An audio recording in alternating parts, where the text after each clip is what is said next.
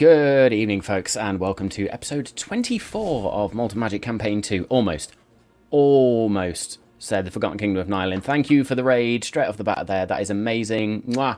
Love you all. What a way to start tonight.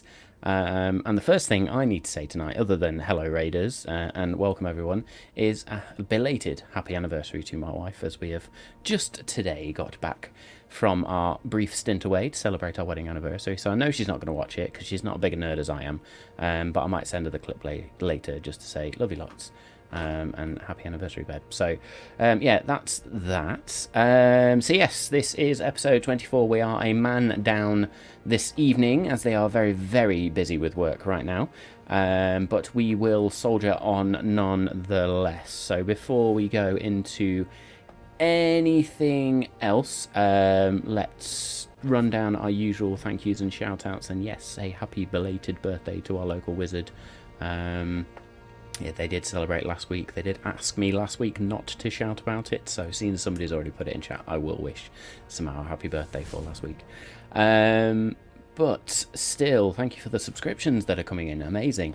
Yes, usual thank yous, usual shout-outs. Lots of distractions going on from Twitch tonight. It's amazing to see. So yes, thank you to Incarnate, Albo Radio, and Dungeon Alchemist for all things virtual tabletop and mapping. And thank you for the follows. Holy shit, tonight started well. Thank you to Hero Forge for all things NPC visuals. And just me helping me get some of those MP visuals in mine. And then there's the DM's tools that I use in the background. So Soon, 5e Magic Shop, 2 Minutes Tools, the Thieves Guild, and World Anvil. So they will all pop up along the bottom of your screen as we go forward.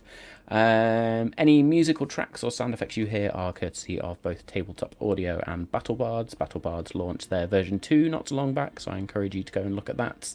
It is a brand new interface. Much better than the previous one, if I can say so myself. They've really streamlined that tool now, so it's amazing. Go check them out. We will do another giveaway for a BattleBard subscription at some point. You can see all our social media links along the bottom there. You are here with us on Twitch now, so thank you for joining us. If you're listening to this on the podcast, thank you for joining us there.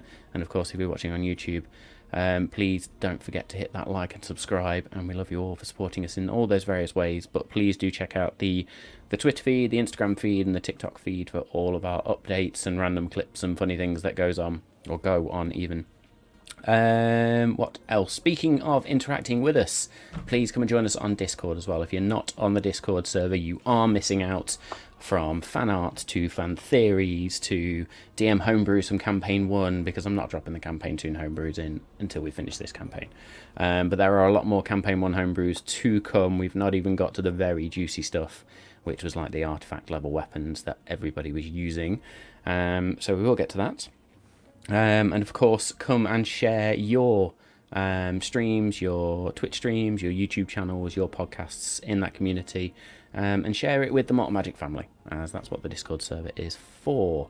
Speaking of podcasts, you can catch our podcast, all of these episodes, on your podcast platform of choice. We usually sort of post the podcast and the video on demand on YouTube later in the week after the episode, usually around Friday. I say around Friday because sometimes it's Saturday, depending on how busy we are. But yes, towards the end of the week, you will be able to catch up if you don't catch us live. I think that is it for my usual shout-outs and thank yous. So we have been supporting Homing the Dude and their Kickstarter for the last few weeks. You will see an advert around that during the break. But yes, please go and check out the link to at least notify you when the Kickstarter starts, which is maltonmagic.co.uk/HATDKS. I think that link still works. I've been dicking around with the website, so I may have broken it, but if it is broken, just let me know and I'll go fix it. Cool. So I think that is it. There's nothing else for me to shout about. We will talk about other things in just a second. But yes, I'm all good. Cool. So my usual warnings, as always, apply. There will be adult language and most certainly adult humour, probably more from chat than the cast, but that's the way it goes on Twitch. You have been warned. Let's roll.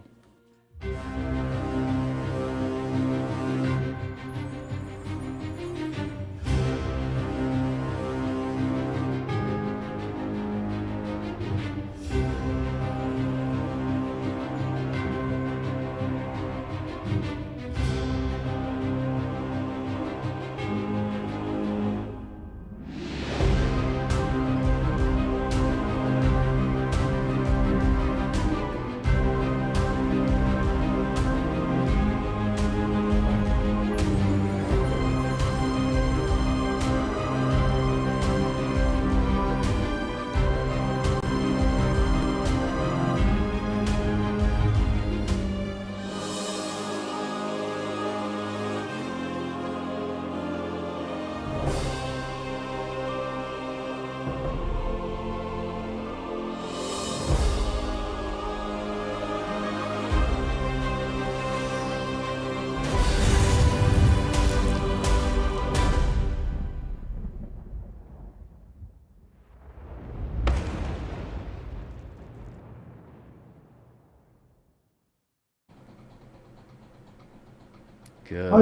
evening. Hello.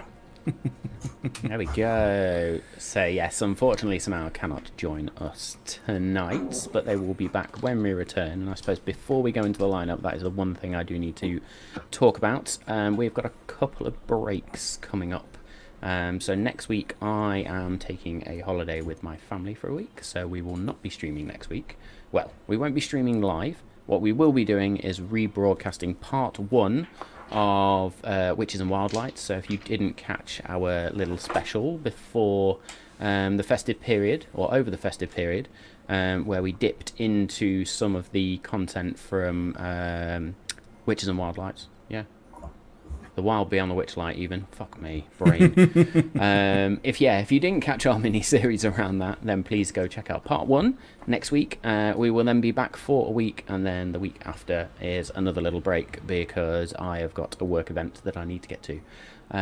So yes, lucky the ADHD Harangon will be back for our 2-part special.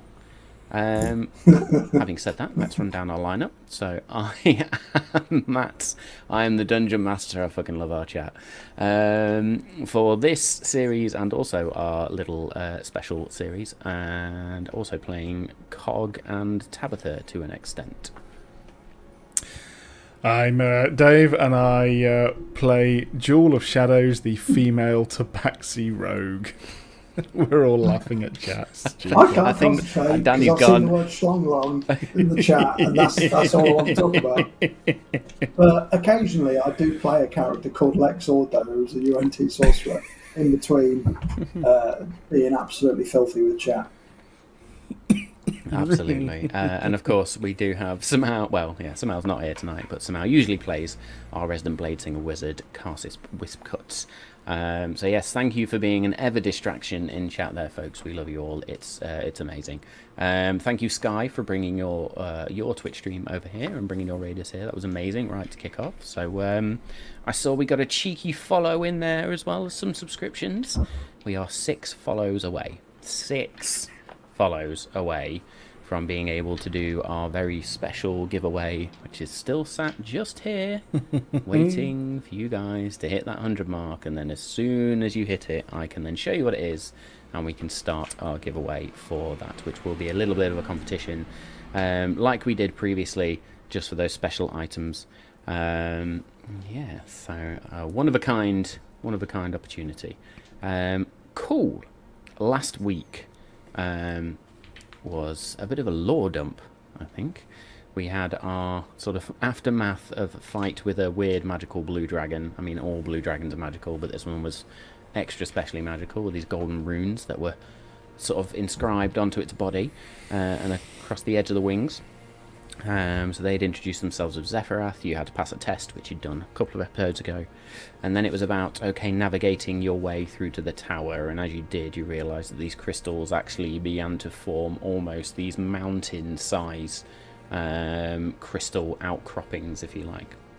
Navigated your way through there with relatively few mishaps, and came across the Azure Tower, the home of the Crystalline Circle within NOF, or at least the majority of NOF. As those in Campaign 1 will know, there is a Crystalline Circle in Nylon as well. So, having entered the tower, you were immediately greeted by 2 stone golems. If we didn't get what they were last week, there were 2 stone golems that were very, very capable of beating the living crap out of you, but you managed to circumvent that by explaining to the voice that spoke through one of them that you were seeking more information about Artemisia and wanted to discuss her death. The voice from beyond the stone golem then sort of made themselves known, which was one Elysian, who was one of the wardens of the Azure Tower, They introduced themselves. They were an Eladrin individual, and their skin was sort of changing colours. Their eyes were this sort of kaleidoscopic colour effect, but their hair shone with almost this crystal-like effect. Wore these blue robes, and carried an arcane staff. They had a conversation which was more an interrogation, with a bit of a zone of truth there, with only one character in the party, or one member of the party actually choosing to resist that and successfully doing so. Having had that discussion with Elysian, it was decided that you needed to speak to others in the tower, other more high up, and it was then noticed that the Grand Mage, if you like, of the tower, the leader of the Crystalline Circle, had already penciled you in for a visit. So you wandered up to the very top of the tower, to their study, their office, their whatever you want to call it, bedroom as well. And they were a very, very bizarre individual. They knew things about you. They knew things around the world. They knew events that had happened. And they have set you a task now, which is to go and solve this murder and understand the mysteries that surround it. So you were kind of already on that task, but now you have been granted access to the Crystalline Circle's library, information, and potentially equipment and armory as well. Karsus had already asked for some abjuration spellbooks, and I'm going to bypass any RP with that tonight to just say that Karsus will be spending the full session looking through abjuration spellbooks. So I will discuss with Samau in the meantime around that what that means, because we've got a couple of weeks. But yes, the other two, you had been led to a room following the discussion with Alaric, Master Alaric, or Grandmaster Alaric.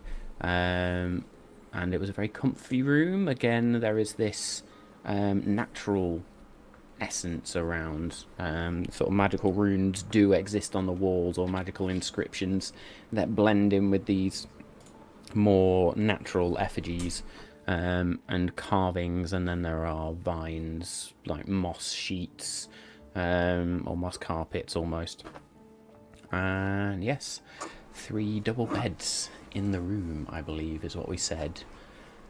So, Jewel and Lex, is there anything you wish to do before you rest for the evening, or are we just going to hit the long rest and go from there? I'll tell you, I did space on what you said last week.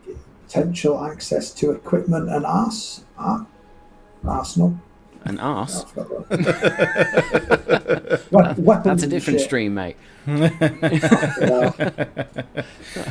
We did also Equipment and arse. We did also level up. We are now level 6. So We did. stuff will happen there. Yeah. I can't actually honestly remember, and I'm going to have to just have a quick double check if I actually added my HP, but I can do that some other time. I think it did. All rolled it. You all rolled it at the end of last week's episode. I just don't remember. I think I added it. I think it did. I can't remember. Because I remember Karsus rolled a 2. That made me chuckle. Yeah. He had been doing well beforehand, though. And you must have done to have 43. I think so, because I mean, it's still got aid on. We do still have aid on, but I still looked, so it's 33 from. Yeah. Anyway, I'm going to check it. I don't want to delay, so that's that. It's all good. So yes, I would. That's a good question. Would we probably fairly knackered, or are we going to unpack what the hell just happened?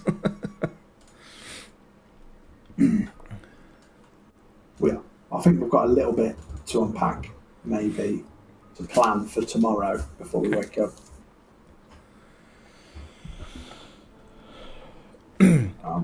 So, I know they're what are we unpacking? supportive of our quest to find out Demetrius' murderer, but how will they support us? Do you think they'll give us resources, or at least send us somewhere where we can investigate? Because we can't go back to Thales, or where would we go? What do you want to get from here before we leave? I am. I don't know. I am a little confused. I think I We just got it with a lot of information. We are not free. They believe us, which is a bit unnerving. You mean it's unnerving how much Alaric can see and know about everything? Well, it certainly does not make me feel any easier about magic. That's is for sure. Very yes. It is a.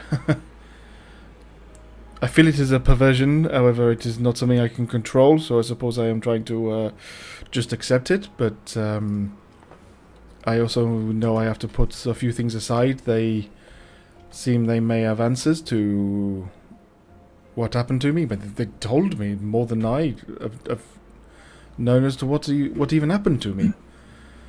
There's definitely something to explore. I mean, the library's going to have spellbook after spellbook, but they might have a bit more information on the astral plane, or at least how it interacts with our world. That might be useful for me and you. Yes, I need to look into all of it. What on earth did he say it was? The Watcher? Yeah, the demigod, was it? Yeah. So some that's worth pursuing. Half-dead demigod of another plane, what, spoke to me?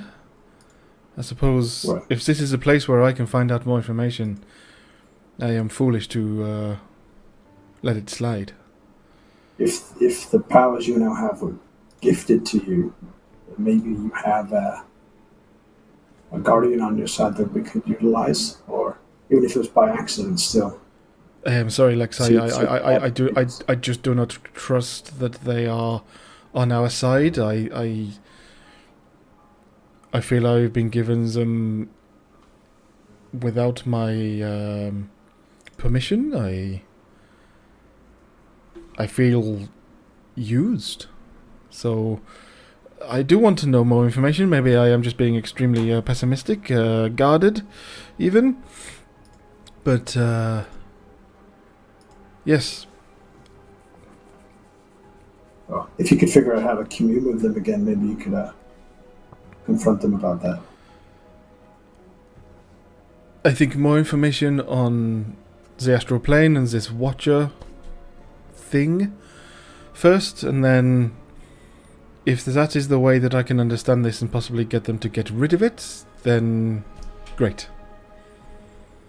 Yeah.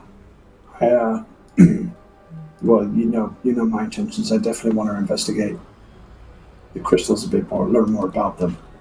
Because if we come across them anywhere else, or just magical stones in general, if I could learn to harness them, use them to our advantage.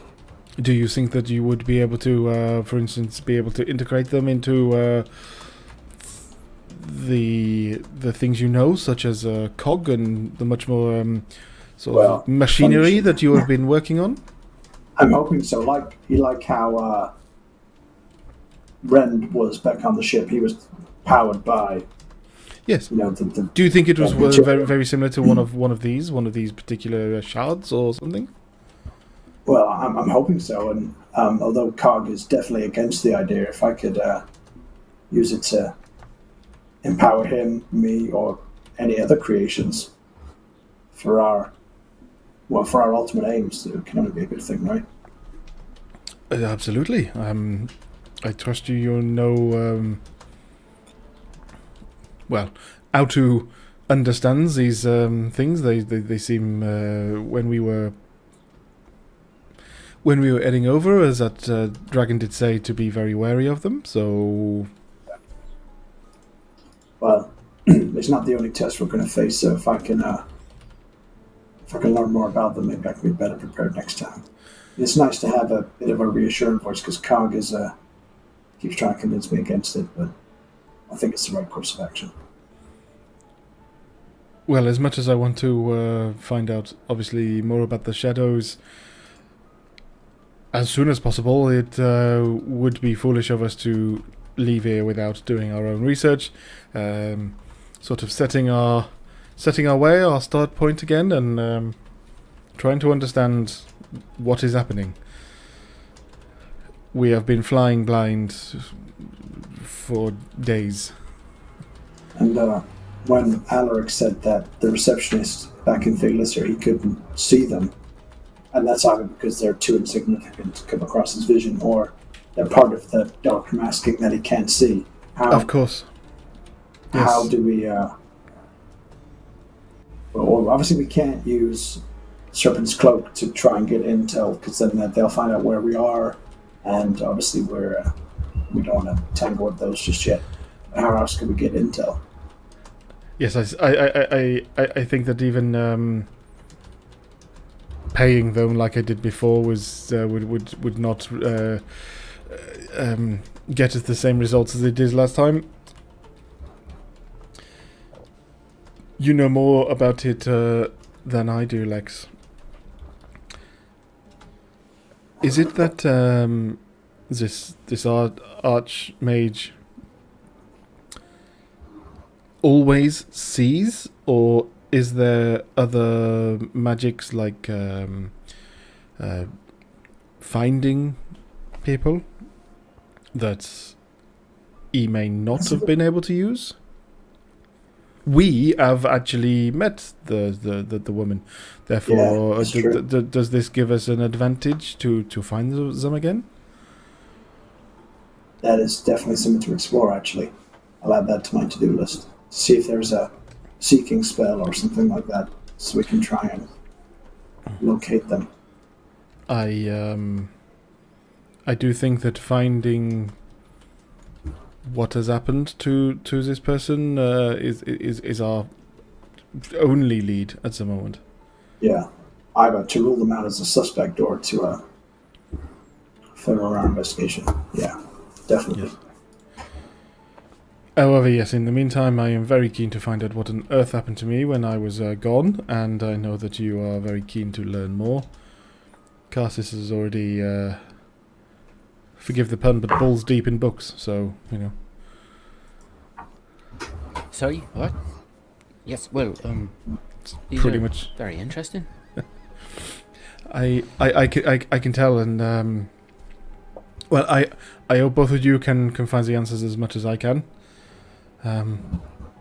I am quite exhausted after going through all of the crystals, so I don't know about you, but I could bed down and do my checks in the morning. Yeah, agreed.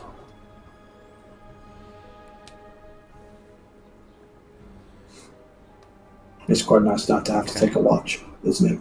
When going to sleep this time. Well, now you say that, is it not worth it, or are we fully entrusting with these people? I suppose we have no choice, they are far outpower us. Yeah, even if we do take watch, what are we going to do? Yes, go. Help! True, yeah. Very good. Well, we apart could from... still set an alarm on the door. If that yes, makes Lex, your better. little spell. If you think it'll help, okay. It would give us the tiniest warning possible. No problem. Oh, sorry guys for the sniffing. I've got like the summer cold / hay fever mates being like a cold. Good. Yeah, it's great. It's Don't just worry. tree pollen right at my nose. I genuinely feel blessed that I don't suffer too bad from hay fever. I get like a minor sniffle when the pollen's very high. Yeah, I mean, I think it's I'm just dead inside, honestly. It's only been a couple of weeks, and this is like the worst of it. And I'm like, yeah, I'll be alright. Just Imagine being a druid with hay fever, you'd be fucked, yeah. Well, surely as a druid, you'd be able to control the pollen. And Yeah. send it elsewhere. Poison ivy. Yeah, just push it out of your nose. Communicate with the plants to send the pollen fucking elsewhere. Or just create a swarm of bees and they can all just, not munch it up, but collect it all up and fuck off. True. I'd imagine a druid would like a pollen bukkake off of flowers every now and again. Oh, how we get such a way distracted. with words, mate.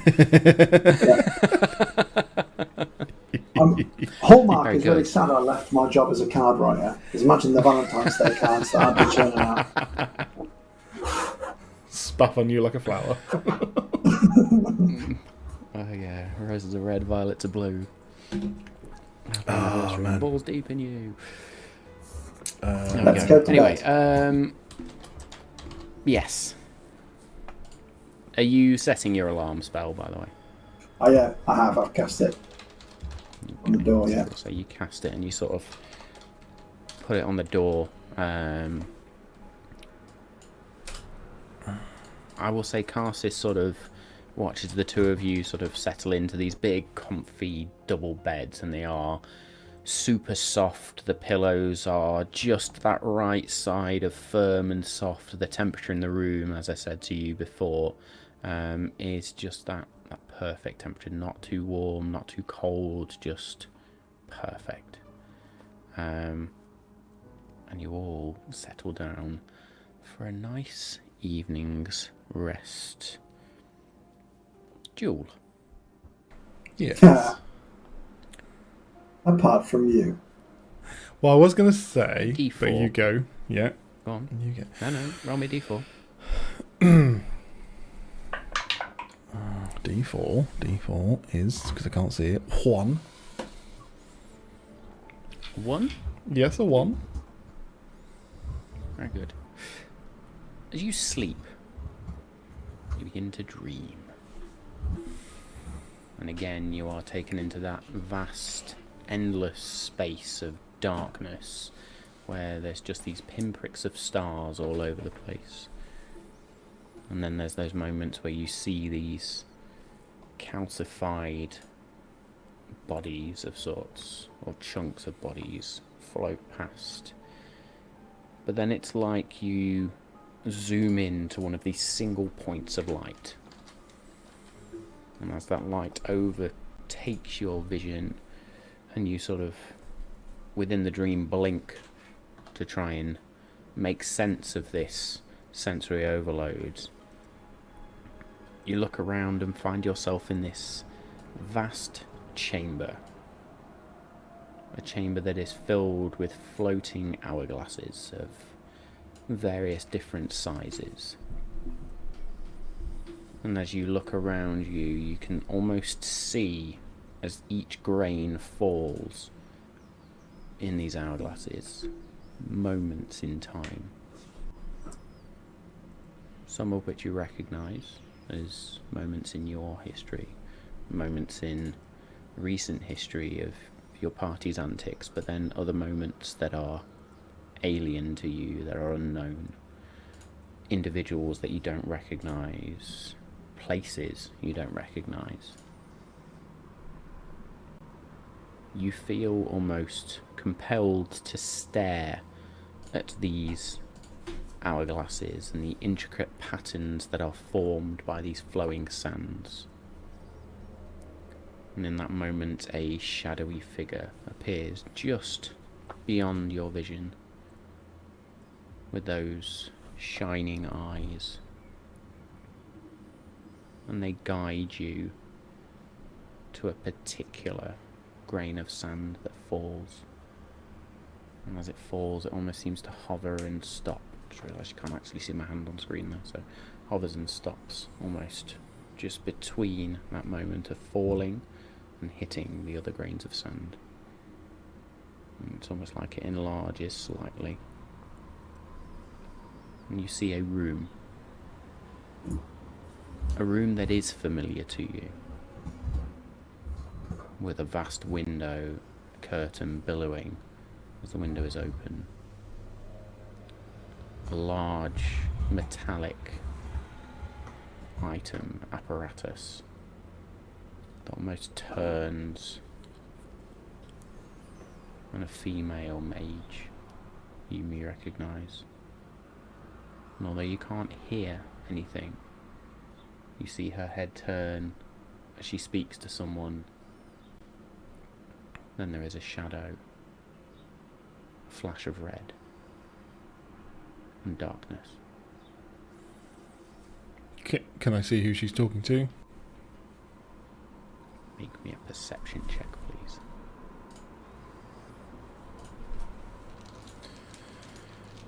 Perception. I will take that. 21. 21.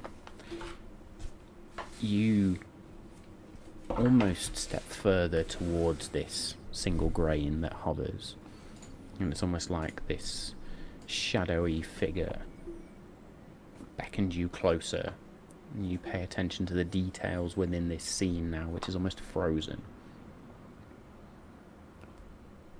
There behind Artemisia in the shadows, you can now just about make out a figure in dark robes, the hood up.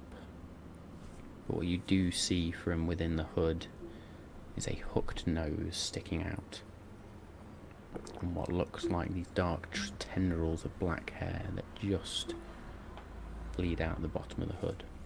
Does that remind me at all of the individual that we found at the other mechanism? I'll say with a 21, yes. And that was so that's the one that she was speaking to, as in she knew they were there? She was speaking to them, at least. Yeah.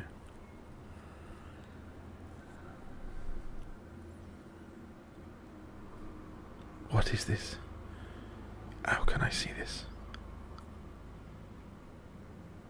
As you speak, that grain drops, and the hourglasses all shift to the side and almost form this corridor to where the shadowy figure is. Is this your doing?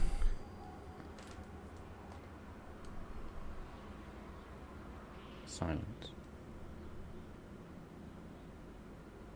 Are you here to help me or use me? I have the right to know. Rather than say anything, the shadowy figure, sort of the head, leans to the side, almost in curiosity, but then the hand just motions to the hourglasses.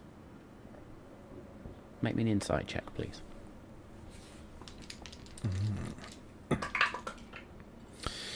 That was good. 13.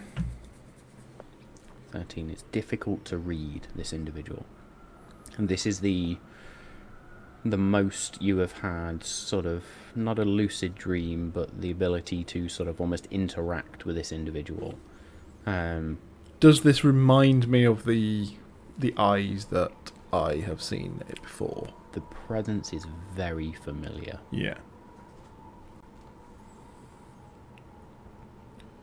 Did you... It's difficult to understand what they're saying. Sorry, I'll let you continue in a minute. Difficult to understand what they're trying to communicate to you. But their hand then lifts up, and you can almost feel yourself shift slightly, as there are two phantom-like dual figures either side of you as well. So I look at both of them. Question. So this is your doing? I don't remember asking, and I do not believe I want. How do I stop this?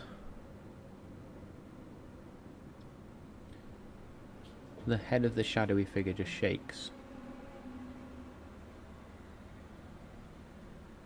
Slowly indicating no. Then I am Your puppet? For forever? Did you stop me from dying, or is there a reason why you wish to use me? The shadow holds up a hand and a single hourglass moves towards them, and you can see, even though these hourglasses were vast, as they reach this individual's hand, they just hold them as if it was a palm-sized hourglass, and they tip it. Another grain falls, and then they push it towards you. And as that grain falls, and it's almost like time slows as the grain itself drops, and you get closer to it, you see yourself floating in an endless void. As a shadowy tether leads away from you, and a silvery tether leads the opposite direction. Is this when I died? This is where I went? They nod. What are these tethers? These tendrils? I was being held here? Or pulled here? I do not know.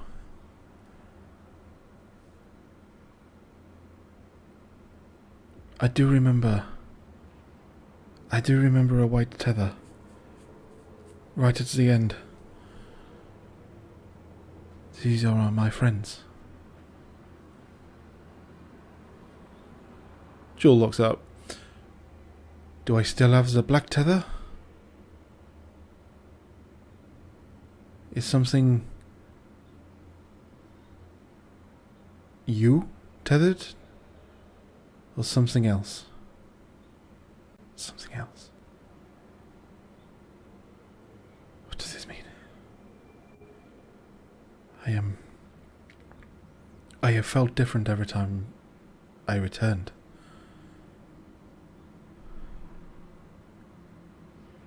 Can I look around, and does it look like I now have either tendril?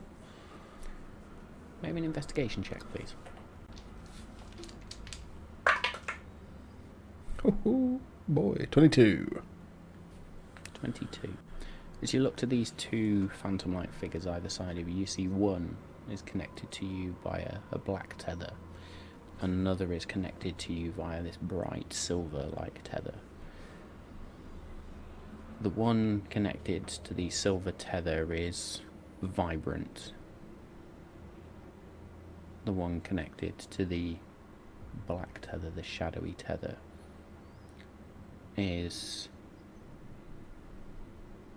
not.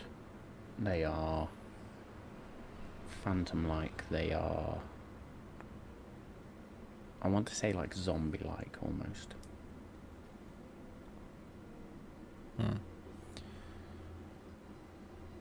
Are they looking at me, or are they just staring off? They mimic your movement almost exactly. Yeah.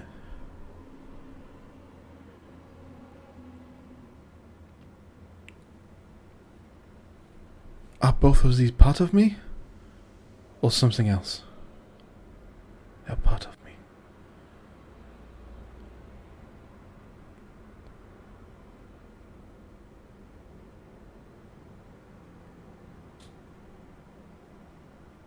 Are you here to help me? Or am I helping you? Nods twice to that.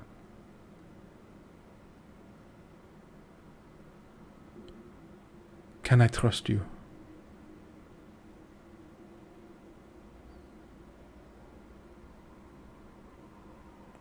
There is a pause, but they then do nod again.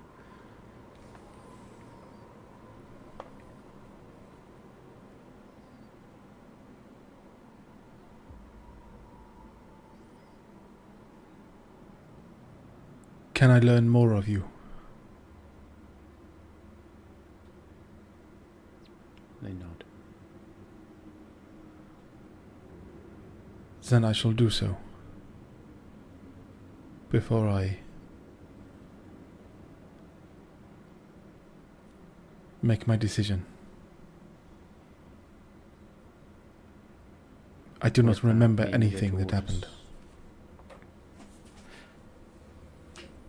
With that, the individual raises their hands again, and the hourglasses move away from that corridor and begin to float around the room. And again, you see the grains begin to fall in various places.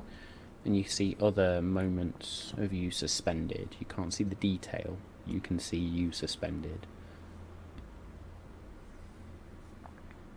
And they just hold out their hands as these hourglasses then sort of float towards them.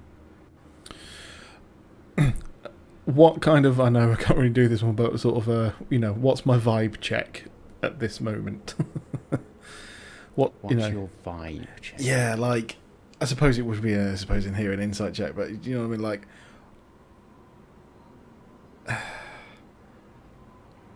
Maybe an insight check. Yeah. Are you trying to figure out how you're feeling, or just the general vibe of this? I know, obviously, that you could be in the liveliest party and still feel like proper paranoid. You know what I mean? So it does come internally, but still, there's going to be an external sort of trigger or something. So what's that general consensus for Jewel? That will be an insight of dirty 20. Dirty 20. It's confusing being here, because you are seeing almost like time pass around you with these grains of sand. But in the same sense, it feels familiar, and therefore there is a sense of somewhat safety.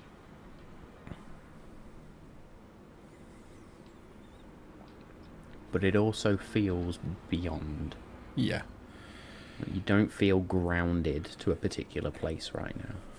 Yeah, it's too much for her to comprehend, but it's not like standing in front of the devil in front of fire. It's that type of... Absolutely. Bewildered. That's a good word for it. Mm-hmm. Cool. Very good. In that moment then, as these hourglasses flow towards this individual, they just press their hands together, and all of these different hourglasses just form into one. That then sort of begins to shrink down into a glass sphere, which then begins to glow blue, and brighter until yet again your vision is filled with this light. And then nothing. The dream ends.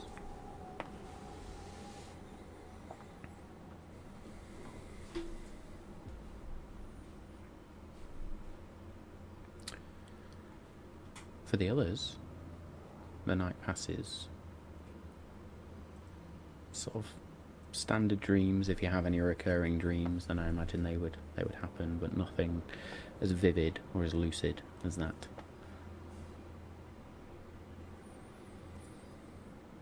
You are all gently woken, or I say you are awoken by a gentle knock at the door. Just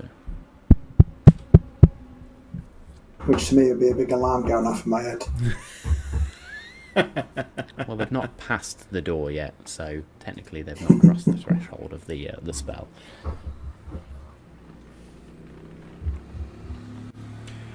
Lex, you sleep okay? It was the most peaceful night's sleep I've had in a while, to be fair. You? I think that being here and not being on the run was certainly an help to get a decent rest. Oh, was that knock at the door? Was it you, or was that a knock at the door? Oh, Again, yes. there is a gentle... Yes, come in. the door opens and this individual steps forward, a different individual than the sort of the two you met yesterday, but as they cross that threshold, instantly in your head, Lex, there is just alarm bells going off. I forgot to turn it off. God! Well, that's not what I wanted. And they're just going to look at you and then sort of their eyes flash for a minute. And dispel magic. Thank you. Appreciate it. And a half-elf individual stands before you, female, blue robes, as you've come to sort of notice. Master Alaric figured you would prefer to have breakfast in your room. I do not like being used as a servant, but what Master Alaric says I must do, I must do. So, I have brought you breakfast. That's much appreciated. That is very appreciated, as incredibly as it is not what you would usually do. We will not expect it again. Well, not from me, anyway. I'm sure there's others that can do this. I have work to attend to. Enjoy. Just leave the tray outside. I'll leave the cart outside when you're done. I'm sure somebody will deal with it. Can I ask a question, please? If you must. When we've finished our breakfast and we want to go about our daily tasks, exploring and finding information, and do we just roam freely, or do we need an escort? Yes, of course. I'm told Master Elysian will meet you outside, or meet you downstairs when you're ready. Thank you. Thank you. You're welcome. Enjoy. And they exit and sort of pull the door closed.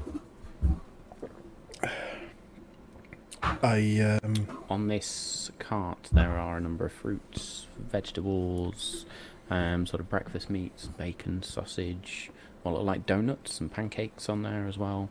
It is a full platter of the food you could possibly want. A full and luxurious continental.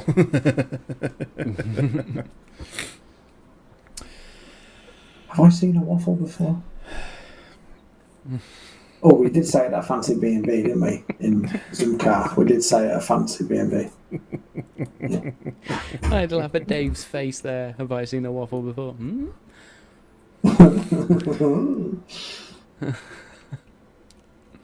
But yes, you did stay at the fancy B&B. We will say you've seen waffles before. Yes. Okay. While digging into Tarsus breakfast, will head in a book, just wander over and start piling stuff onto a plate, and then takes it back to the bed, and still in the book, just. I think we know what they're going to do for the day, but what's your plan? You're gonna. Well, yes, on the astral plane. I am very much going to try and do as much research as I can. I finally, well, it was such a vivid dream. Whether it is because I finally know of what this being is that spoke to me, or maybe it... well, I do not know. But I did have this dream that I met what I am assuming was the Watcher in the astral plane. Not like it was a memory. It wasn't like when I was there. Almost. Possibly. I felt all... I've only had a lucid dream once or twice in my life, but this one I think was the most vivid I have had. And they showed me some sort of vision, possibly of the last moments of the I can't remember her name. It's here, Artemisia. The last moments of Artemisia's life. Well, what did you see? Anything we can use? Forgive me, Lex. I cannot remember, but was I the only one who actually saw the individual under the temple?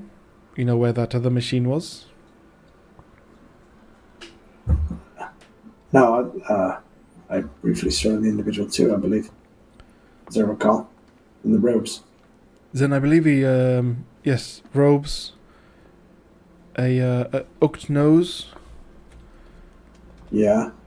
And black hair. Yes? I'm not sure about the hair, but the robes and the nose rings true. So, they were there. They did it. They left. They killed on. I can only piece together in what we understand and the very similar timelines. They left and disappeared out of the room and must have gone straight there to kill Artemisia. Now, I am taking this on a vision of a dream, and all of this could be entirely fanciful.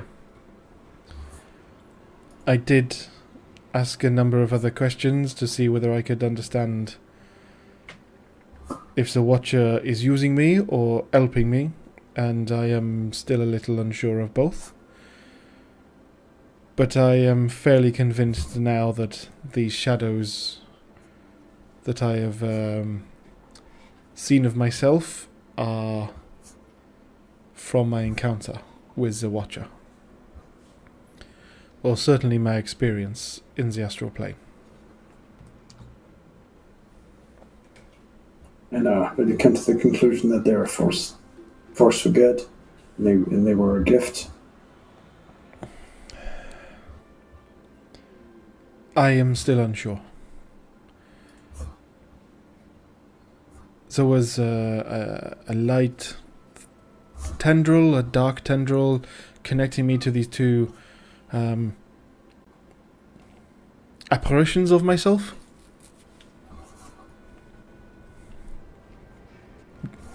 I do not understand what either of them mean. So yes, I have plenty more research to be doing. That's a potential good lead, though. And it's maybe if we get an audience with Master Alaric again, see if he knows this robed individual. Yes. Do you think that's enough of a description to go on? No. However, maybe as Artemisia knew them, but potentially knew them. I did not hear anything. I simply saw. And, oh my, do you think he will not be happy that I have seen something he possibly couldn't?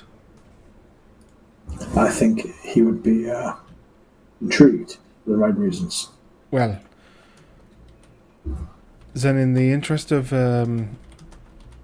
full disclosure, then yes, I shall give him as much information and he can deal with it as whether it was truth or just a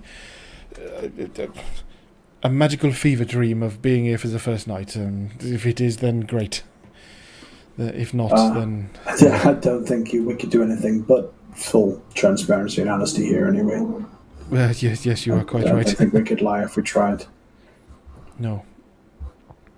Well,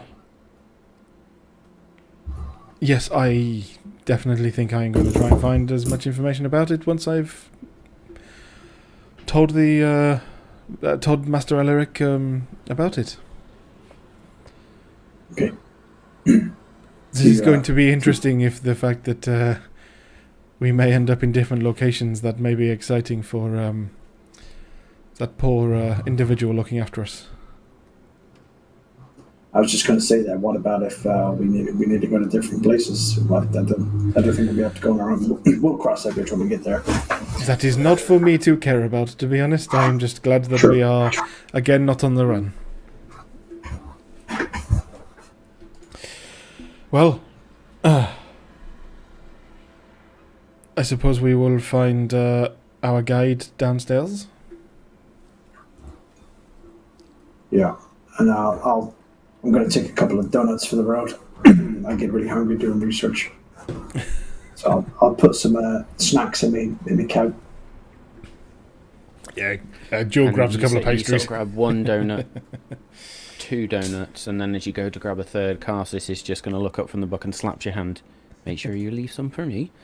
As I go fucking West Country there. All right, my lover, can I have a donut? Let me do that again. Make sure you leave some for me. Don't be getting greedy. I'm assuming we'll just leave you to it then. See you later. Cassis, do you need any... I know you were asking about special parchment when we were back in the city. Do you need any supplies? I'll finish up here and then in your return we can go seek out what we need to find. Well, make sure you have a look around. This place is intriguing. Hey, it's more for when we have to leave than right now, I think. Very good. Relax, shall we? Yeah, for sure.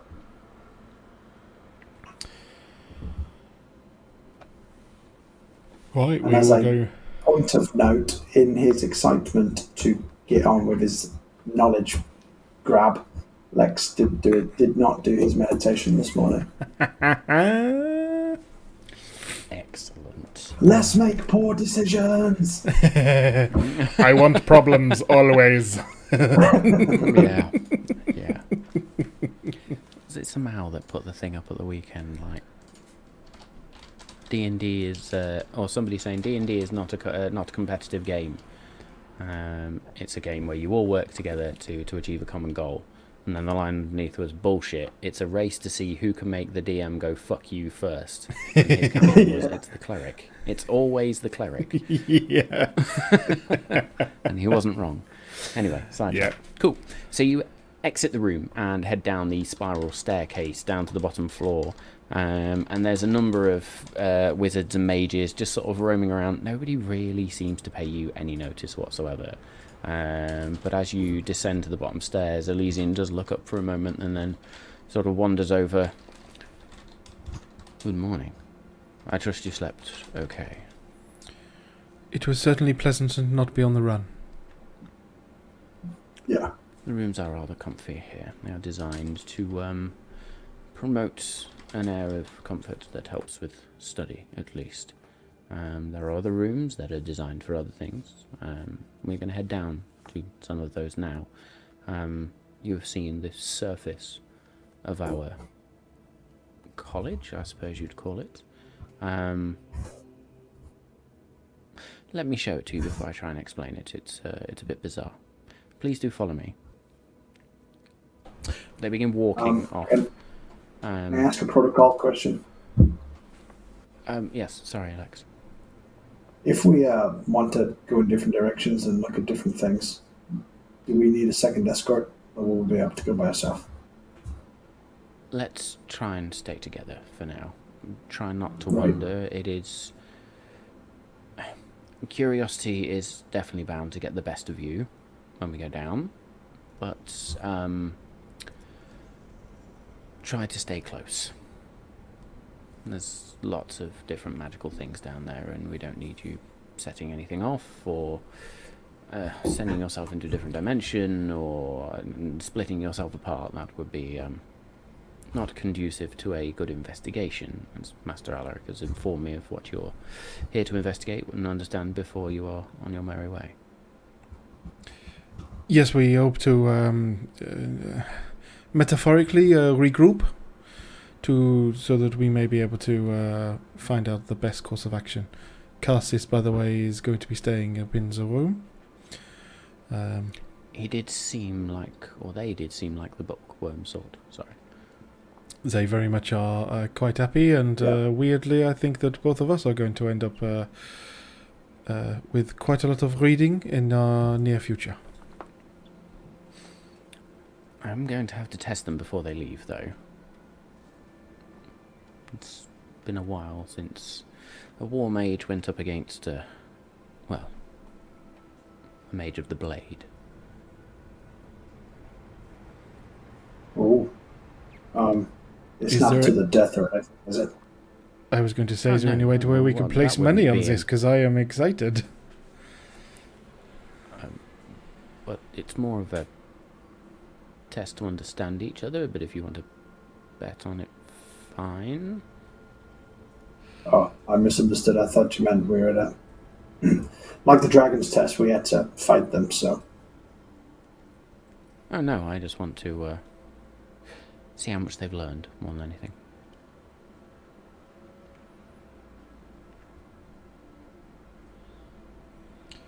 Excellent. Do follow me. Yes. I have a potential question for the Master Alaric, before or after. I do not know, but some new information potentially.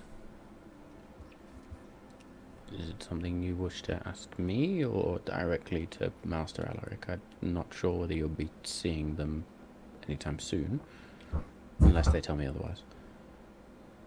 Okay, it may be simply being as his tower, but I had a very lucid dream about the individual I may have encountered in the astral plane. This is one of the pieces of information that I want to research. However, it showed me, well, something pertaining to the investigation.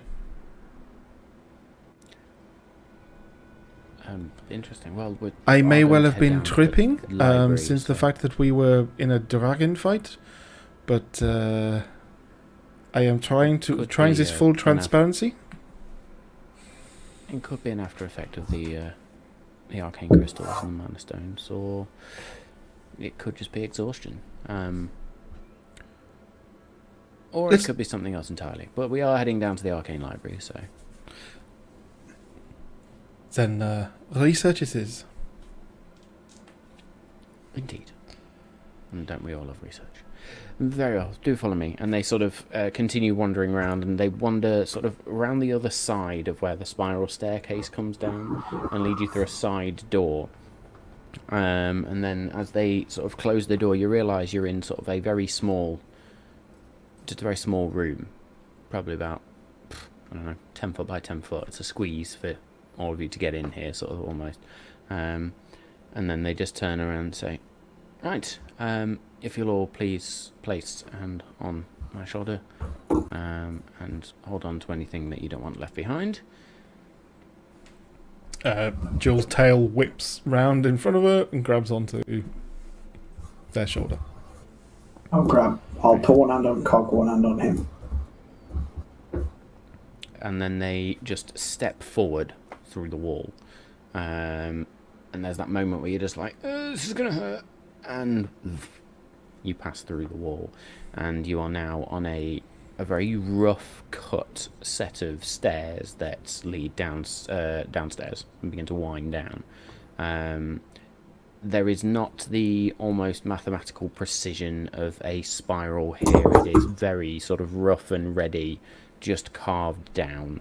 And you can see within the stone stairs there are sort of the glints of crystals and the mana stone within there. Was that certainly eliminates the issue of anyone breaking into a door when there is not one? Well done.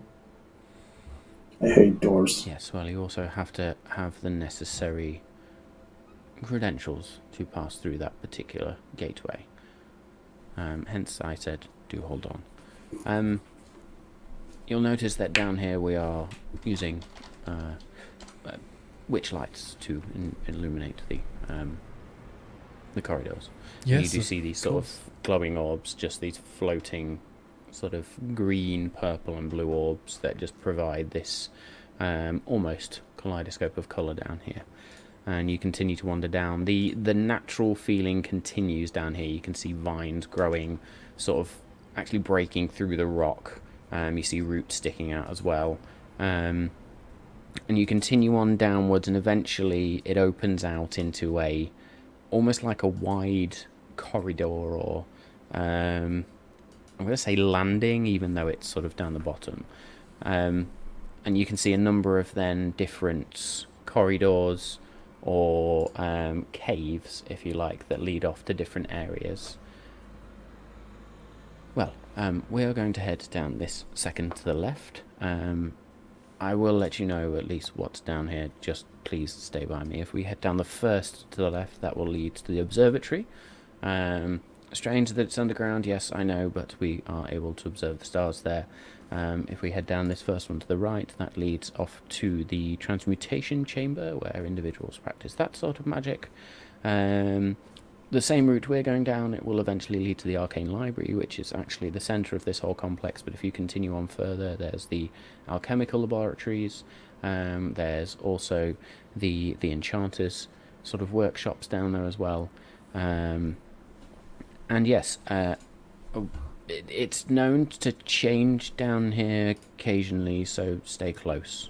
I don't want you getting lost or, I don't know, disappearing into a wall that is a corridor 1 minute and then is a wall the next. So, yes, the mana stones have an interesting effect down here. Different to the surface? Yes, it's almost like they work with the individuals to provide what we need, if that makes sense. It's a strange form of magic. I'm told it was one of the mages originally who helped build the tower that actually designed the magic of this area. Masterful spell work. As I say, I am more of a battle mage, a war mage. But yes, it's known to just shift and almost give you what you need in the moments, although those moments are few. Anyway, do follow. You will notice that Lex was very interested in that when he was saying they can work with you to give you what you may want. Ooh. So you head down sort of the second left corridor or cave, and again there's these small little witch lights that light the cavern around you, and you continue on and it bends around and eventually then opens up to this vast chamber, and there are no doors down here. As you walk into this chamber, you can see that rather than having wooden bookshelves, shelves have been carved into the very stone, and it's almost like this labyrinth of shelves of books and scrolls and items and different things. Lex, make me a perception check with advantage, please.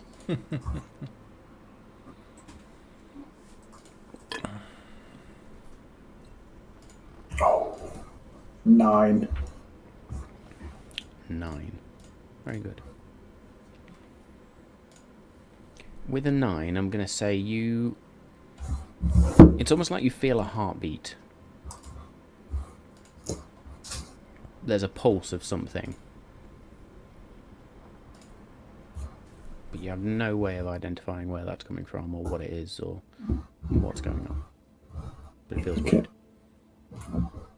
And you will notice Cog at this moment sort of awakens a little bit and flutters around you and lands on your shoulder and just leans as if to look at you and say, what the fuck?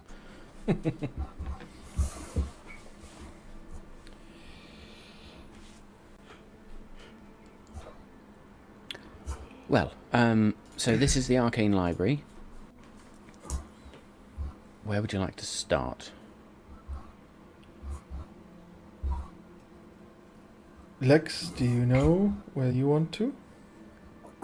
Well, I think we both have a vested interest in research on portals, whether that's the astral plane or other portals or planes. I can Benaios. take you to Artemisia's written works if you wish. If that would help. Is this... Yes. Sorry. You floored us there. Yes. Lex, do you want to look at that afterwards or now? Well, that is probably imperative to our primary quest, so I should probably do that first, and I'll look at my personal research afterwards, I think. Then, Lex, I would be delighted to help you. Both of us reading over. I know that I will understand very little of it, but hopefully enough to know that I need to pass it to you for reading. Yeah, sure. Then may we start and there? You constantly oversell my knowledge, but I'm grateful for the compliment. Lex, I don't even know how my how this stupid teleportation ring works. I just know it works. So you know infinitely more than I do. You see Elysian sort of looking for... Oh, on the tail. Yes, interesting. Yes, short distances that gets me out of trouble. Yes, I imagine so. Lots of smoke involved as well. Yes, also different to what has been happening to me recently, but I know you do not know much of that. This is very weird.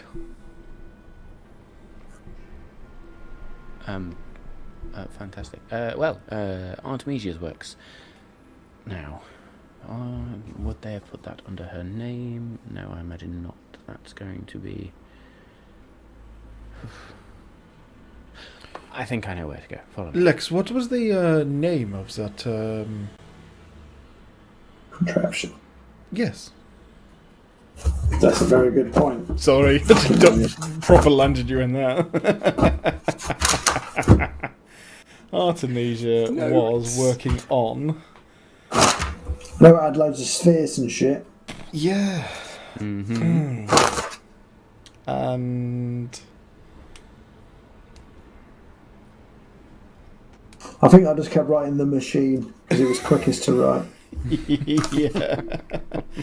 Oh, man. Anything else that I can actually think of? I don't think there is. Items? No.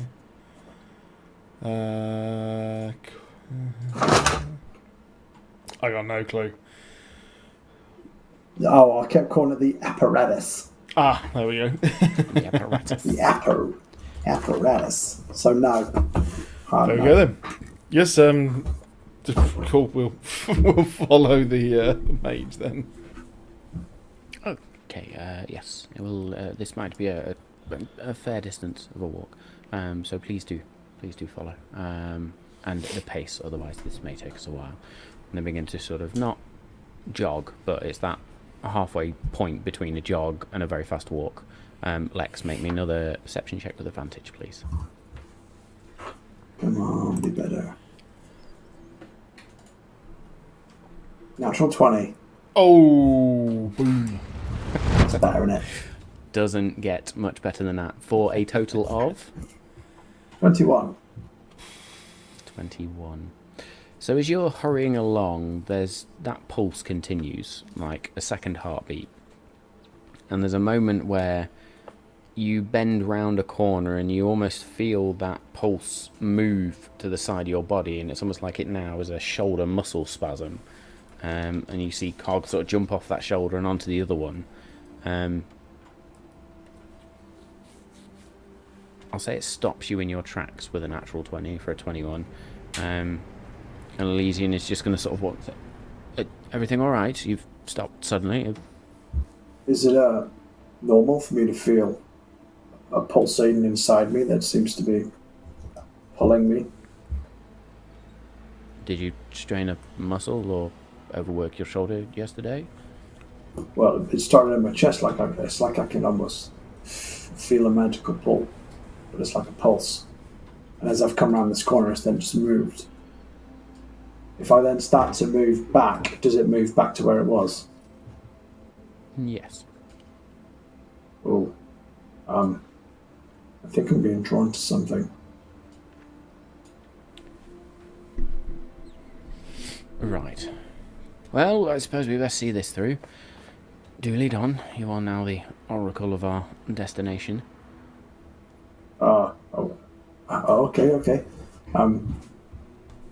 I'll try and follow the feeling where it's pulling me then.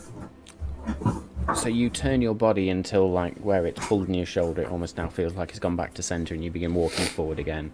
And there's moments where this pulse just sort of shifts left, right, centre again, and you just sort of navigate through these twists and turns of different shelves, and eventually you come to an area where there is just a whole raft of different items and different objects.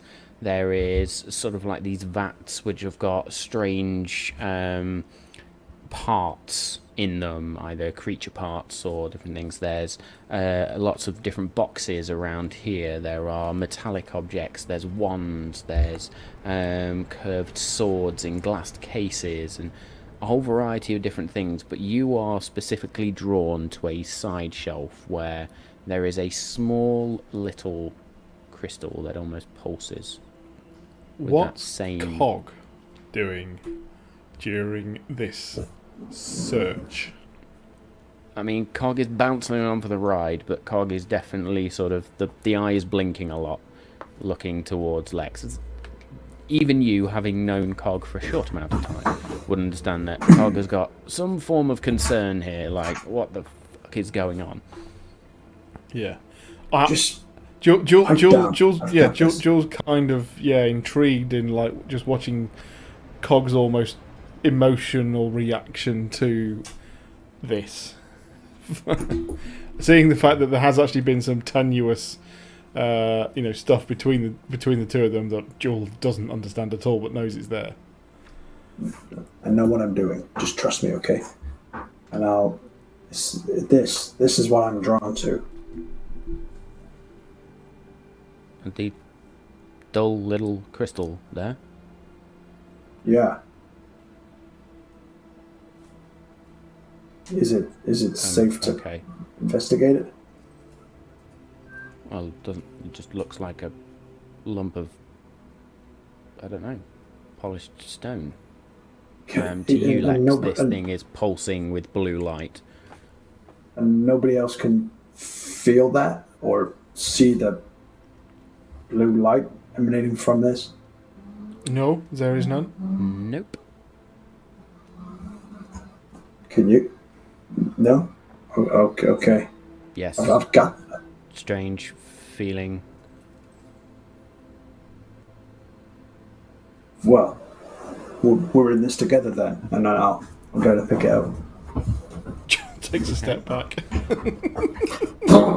think Elysian does the same at this moment, just takes a step back and sort of next to you, Jewel, just gives you a sideways glance as Lex picks up this small, to you and Jewel at least, to Jewel and Elysian, inert piece of polished stone, but to Lex, this pulsating blue crystal. And in that moment, we are going to take a very short break, folks. Oh, no way! My God, how has it been that long already? Good Lord Almighty! I know, it's we've done a lot and not a lot at the same time. Bloody hell! So yes, we will take a short break and then we will figure out what the fuck is going on with Lex. But thank you all for joining us so far. And yes, we will play the advert from Homie and the Dude from Bodhi. And yeah, we'll be back in a few. Get yourselves a drink, stretch out, and we'll see you for the second half. Hi-yo. Hello. Hey yo. And we are back. So thank you all for sticking with us. Anything I need to talk about? No. Just get the follow count up, people. Come on. 100 followers, that's all we ask for. As Dave takes the world's biggest mouthful of cake there. What sort of cake is it? We haven't discussed. Victoria Sponge? Lemon Madeira? We're going to have a cake moment now. Yeah, we are. Carrot cake? No, it's, I think it's Victoria Sponge. It was made in the shape of a butterfly, so it's really cool. But I just put whipped cream on it because it's really nice. As you do. Dave didn't care what type of cake Why have I never done that with Victoria Sponge? He just wanted it in his face. Listen, got the butterfly cake tin, so I wanted to use it and just made this. It's amazing. So, I can't not. Send some my way next time, please. It is really nice. Was that smushing through your letterbox? Cool. Why not? Well, picking up where we left off before the break then. with Lex reaching towards this pulsating stone, which is pulsing with a blue light. As your hand gets closer, that blue light changes to a blue flash, then a gold flash. It alternates between the two. And at this moment, Cog almost just sort of rolls down your arm, and just a light to top your hand as you then grab the stone. And as you grab the stone, I need a Constitution saving throw, please. Oh, I knew that would come in. In fact, no, ignore me. A Wisdom saving. I rolled a natural 20 as well, you bastard. We'll take the dice score, but add your Wisdom on it. 21 then, instead of 25. 21. I was going to say, don't lose the natural 20. You've rolled it. So with a 21, all three of you, so Jewel and Elysian, all in this moment, there is a surge of energy that just ripples out the moment Lex's hand touches that stone. And it's almost like the very fabric of reality bends and shifts within this chamber, within this area. I need both Lex and Jewel now to roll me a d6, please. Cool. Which plane are we going to? I rolled a 4. You rolled a 4. A 6. 6. I'm going to come to you first then, Jewel. No. It's almost like the air around this chamber just crackles with energy. And in those cracks, you can see almost a very similar situation to what you dreamt about the night before. There are these echoes of past and future events that reverberate through space. You catch glimpses of scenes from different points in time that overlap and intertwine. You see historical events. You see pivotal moments. You don't necessarily understand them, but you see the island that you're now on as power surges and crystals just erupt.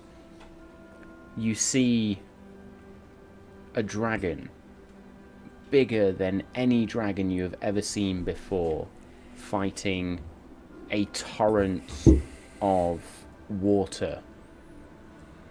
And in that moment, as the dragon itself almost explodes, the air clears to see islands that form the shape of the spine of the dragon. You see the return of a kingdom in the east, the crowning of an individual. You see as 12 points of light shoot into the very sky and disappear.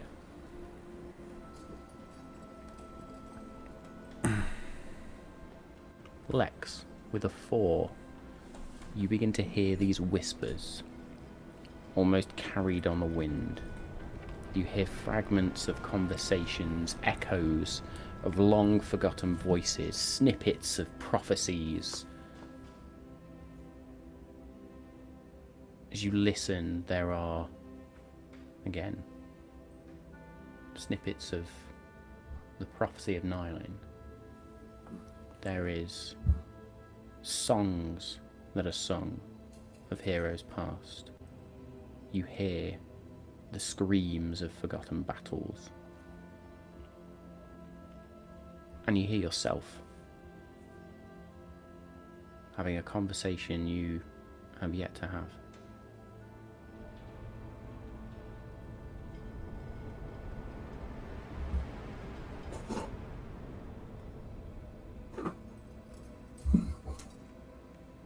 Lex, roll me another d6, please. Ooh.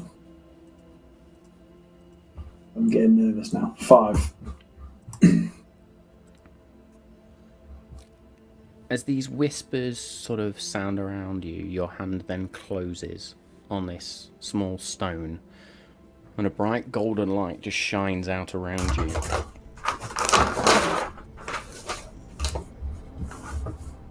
And your vision is no longer of you in a library. Or it is, but not the same library.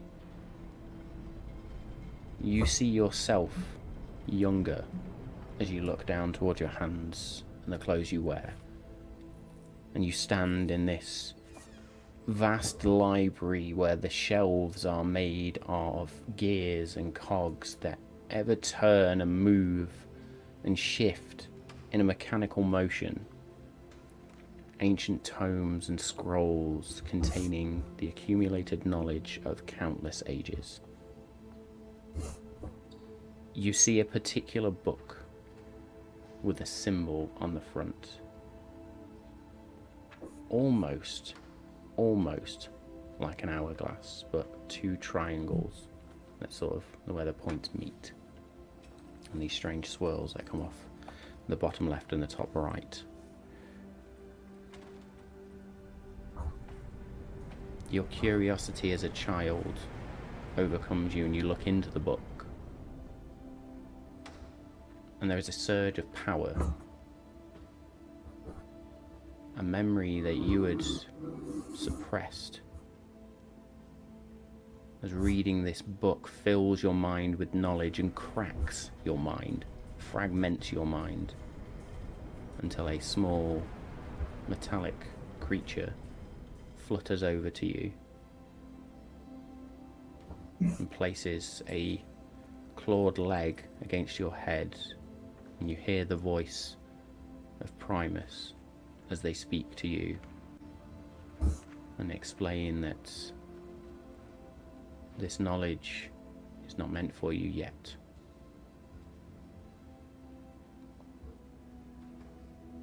But having unlocked it, work is there to be done for you.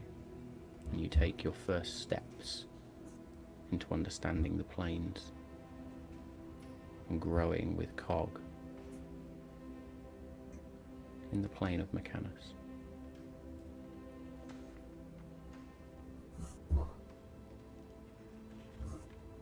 In this moment, as that memories return to you, it's almost like for a moment you see time stopped around you now as you return back to the Arcane Library in the Crystalline Circle. Those whispers die, or die out, they fade out. You can see Jewel paused, just looking as there are these lightning-like crackles of energy frozen. You see Elysian holding on to their staff, holding it close to their chest as their eyes are just closed. It's almost like they're just holding on to ground themselves. And as time is paused, Cog just looks towards you, and in Cog's eye, rather than seeing Cog's eye, you see time. An endless flow of time. And all fades as that bright golden light dims down, and in your hand you hold a small 1 pound weight mana stone crystal. But etched into the very front of this crystal is that same symbol you saw on the book. An inverted triangle touching a normal triangle with these 2 swirls either side. And I'm going to drop something into your inventory. Oh. I'm nervous but also semi at the same time.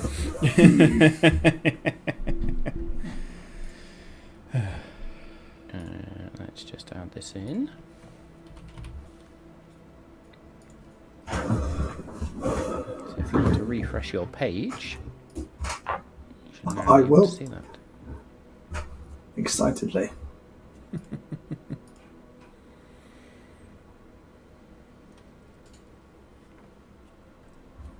Oh. I'll say in that moment, while you're looking at that then, as these effects diminish, Elysian just places the staff on the ground and takes a shuddering breath. Something has changed. How did you do that?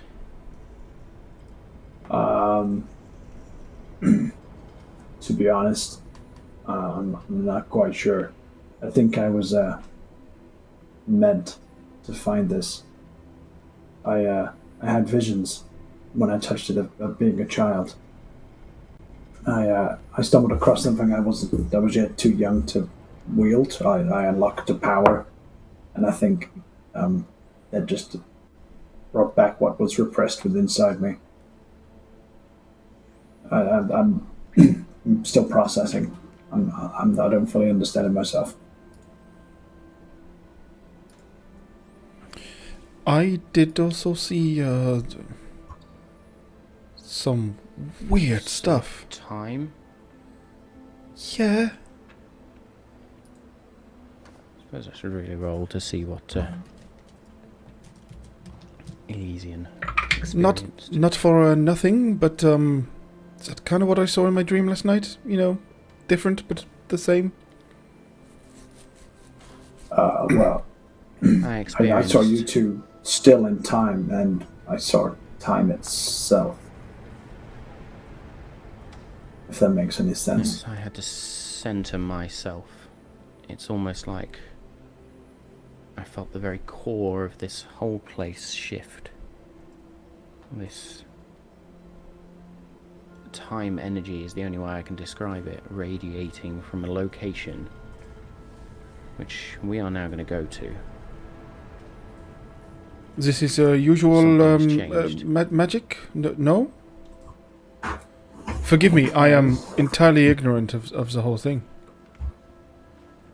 I'm not often speechless or struggling for words, and I have never experienced anything in this place like what you just caused, Lex.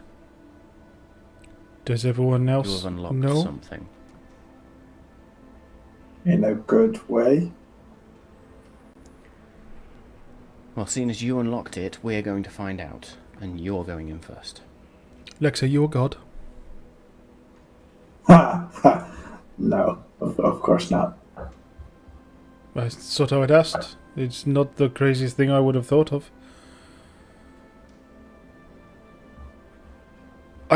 I want to follow. Please. Lex, you didn't meditate this morning, did you? No. Oh, yay. No. What? Go us. Why? No, this is fun. Let's go. Where do we go? I'm following you two. This way. I know where I felt that change. You seem very apprehensive. Sort of around the... I don't like change, especially something this big. I told you that this place shifts. It's usually subtle, it's small, it's a corridor connecting to a new one, or growing as we need to expand and as we expand our ranks. This is almost... this is new, this is raw, this is ancient at the same time. New and ancient. Well done, Lex.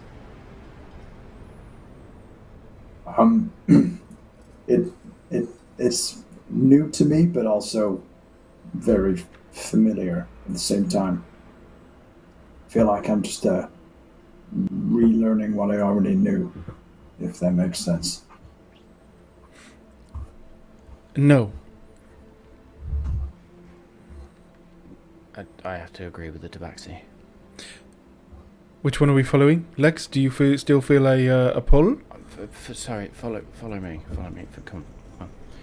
And Elysian just sort of walks around a little bit more timidly this time, and as you sort of walk, you can see a number of mages that are just all looking stunned as they look, and a couple sort of filter on behind you. He did it. It wasn't me, it was him. Elysian wanders round a corner and then stops before a new or an unfamiliar corridor, an unfamiliar cavern.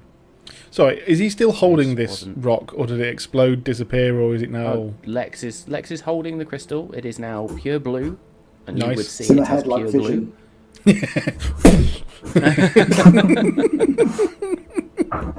Not losing that, bad boy. And if you make me an investigation check, Jewel, just to see Yeah. whether you can catch it. Cool. Right, hang on a minute. Investigation. Oh yeah, 27, baby. Okay, now. You do see that this, what was once a dull, polished stone, dark, is now a vibrant blue, and etched in the top is this double triangle symbol. Which I've never seen before, I guess. Make me a history check, please. Oh, sweet. Yeah, sure. What's that? 16. Not bad, not bad. 16. No, Cool. you have not seen this before. And yet something resonates. Jewel double checks that it does not look anything like an hourglass. Remind you of an hourglass. Cock end. Fine.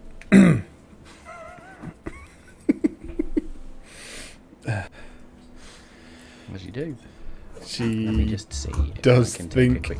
Yeah, she Yeah. does actually think, like, I saw them last night. But not the specific thing, yeah. I'll wait for that to load, and then I will snap the what the symbol looks like. But yeah, Elysian stops and just. This wasn't here before. Looks to you, Lex. After you. As you wish. Feeling, I suppose, a bit of renewed self-confidence after what just happened. Giving it the big one. I'll just walk on ahead. Okay. So you do step forwards and you walk down this cavern, and then you see a door in front of you. Probably only about 15 feet down this cavern. And emblazoned across the front of this circular door are, right in the centre, that same symbol with the two triangles. And then around it there are these circular inscriptions. It almost reminds you of the similar symbols that Artemisia used, but they are sort of almost solo, each individual circle dotted around this circular door at equal intervals. As you step forward closer to the door, Lex, the crystal in your hand pulses, and where there was just a plain wooden door, now there forms a central doorknob, which you're able to turn, and then as you turn it, the door itself splits in two and just opens. You telling me I opened a magical door first Before time? you. Yep. Get out. Fucking first time ever. Get in. As you step into this room, you're in this chamber that is adorned with ancient clocks and clockwork, mechanical objects. There are hourglasses. There are orrery type mechanisms in here, and you would recognize celestial writing on them. There are books, scrolls. There are pendulums that swing on desks in harmony with the ticking and the mechanical movement of the clocks in here. Almost like they mark the passage of time. And within this room, a sense of tranquility permeates the air. And and you can all feel it. It's almost like the very essence of time is held within these walls.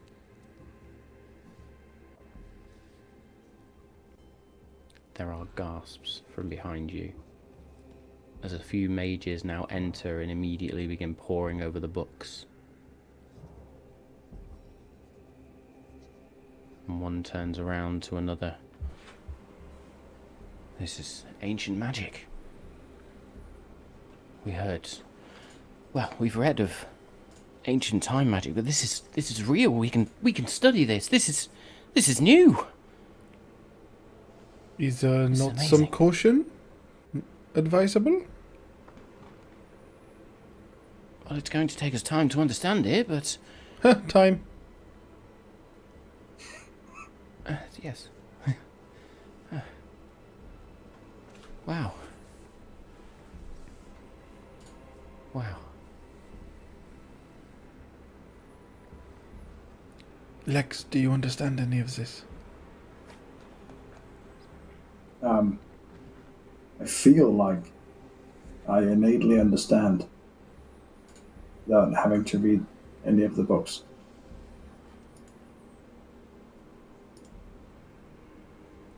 Okay. That's a little creepy. Yeah, it's unnerving but strangely comforting at the same time.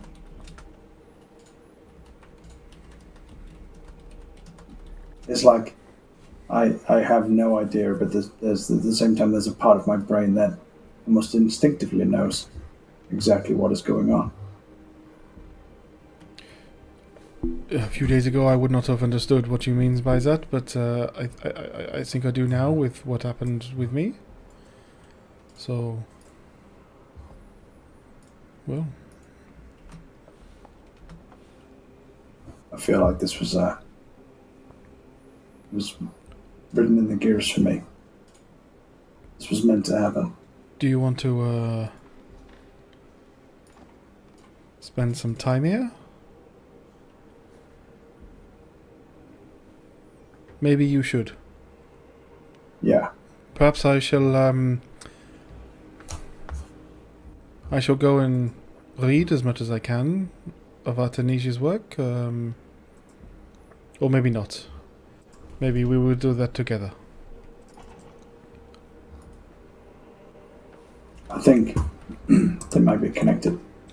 If you read Artemisia's work, I'll spend some time here, and Okay. one should help the other. 'Cause if Yes. you notice, the markings on the door were similar to her apparatus. Well, that is certainly the best place to look. I am quite keen to look at that together, however, and I think I will look for my own research while you are looking at yours. Okay. And you'll notice my demeanor's changed a little bit. I was giddy and excited before, but I've almost got like just a tranquil nothingness about me now. I'm zen.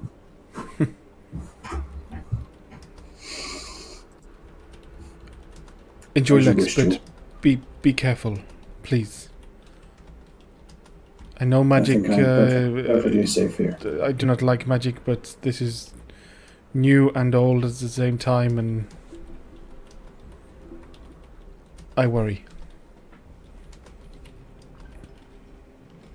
I'm fine. I'll see you soon. I shall see you soon.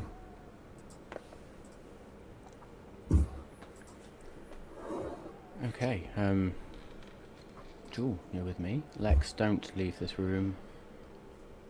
I don't plan on Until we leaving. come and find you.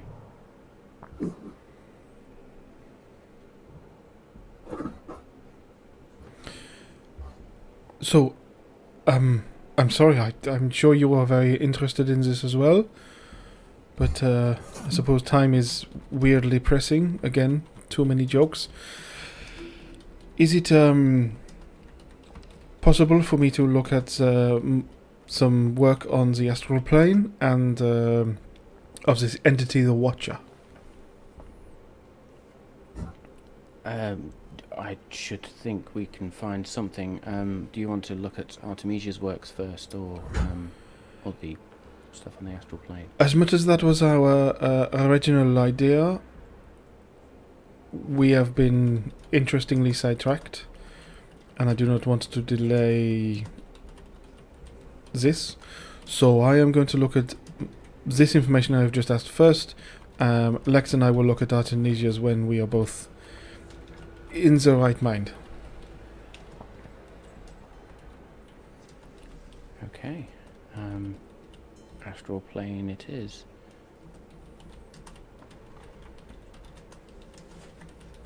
Alright, I'm just having to answer a quick message. Currently trying to fight off a cat while talk. I end up with scratch marks at my arm.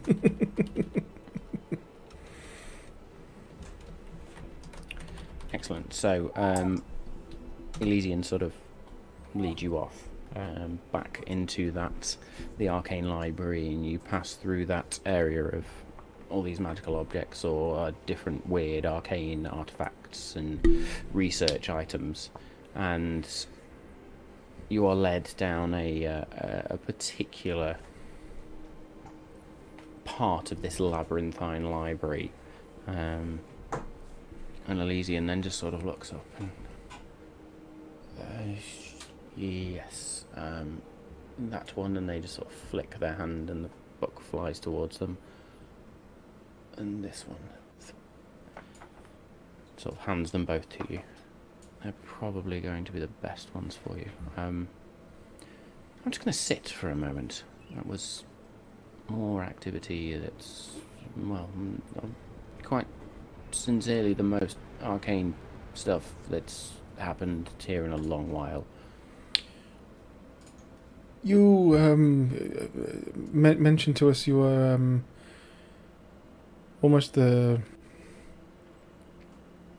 guardian of this place. Your arcane Yes. learn was more on Battle Mage, yes. on defense. So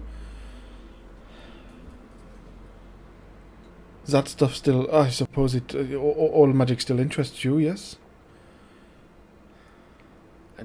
Yes, I have a particular task here, but I do still study and try to understand at least the basics of the different forms. So, have you ever travelled to the astral plane? I understand that it is possible for you all to grant permission to do this. I've never plane hopped, plane shifted, or plane jumped, plane walked. Never done any of those things. It's not something that I'm particularly interested in doing. Why do you ask? I am trying to find as much information as I can. I will start with these books, but I did not want to assume that you were not a fountain of information as well.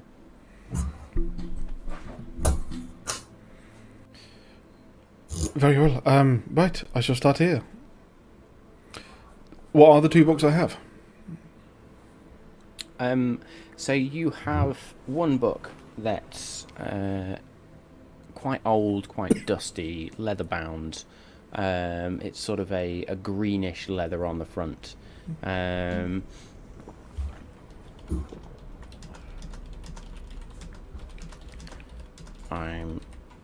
very quickly going to have to come up with an idea, because I didn't come up with the names of the books, so I'm now racking my brains.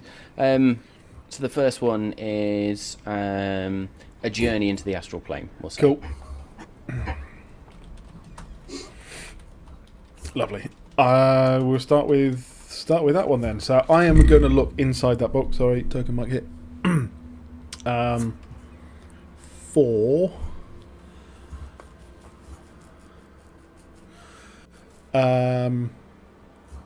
the natural inhabitants of the astral plane, and start there. There we go. Okay. Law.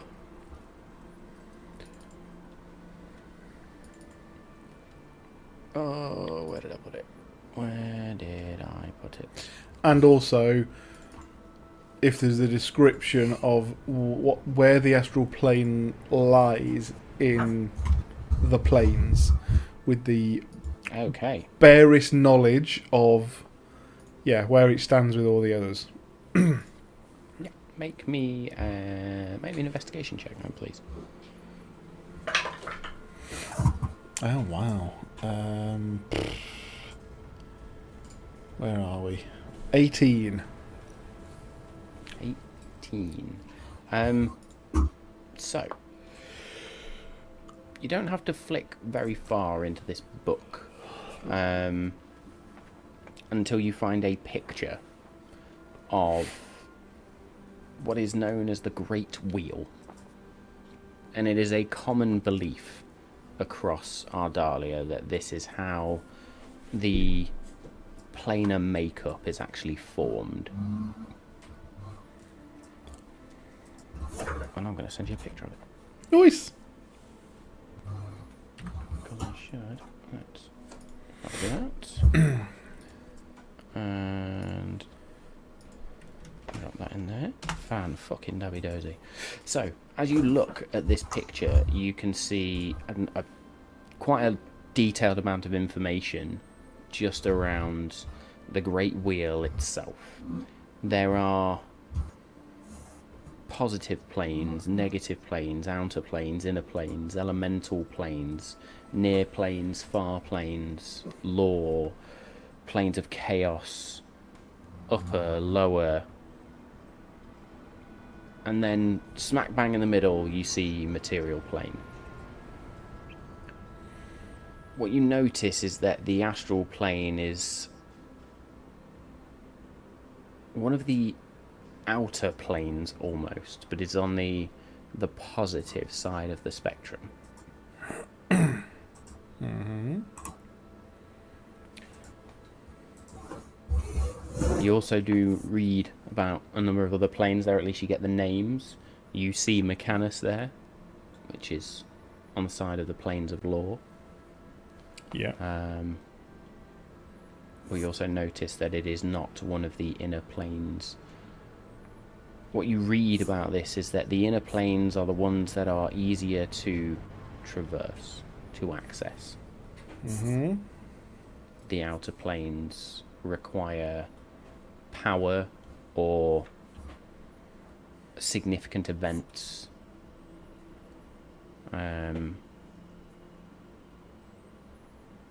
At least for mortals to travel.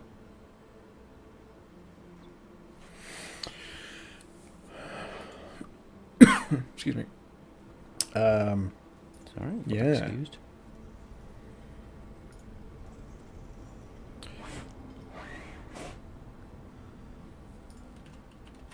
I'm gonna say that Jewel also interprets this, knowing that it is a drawing, trying to be a 2D representation of what is many and multi-dimensional, but she's going to take the assumption, the way this has been given, that the astral plane is almost the gaps between the other planes.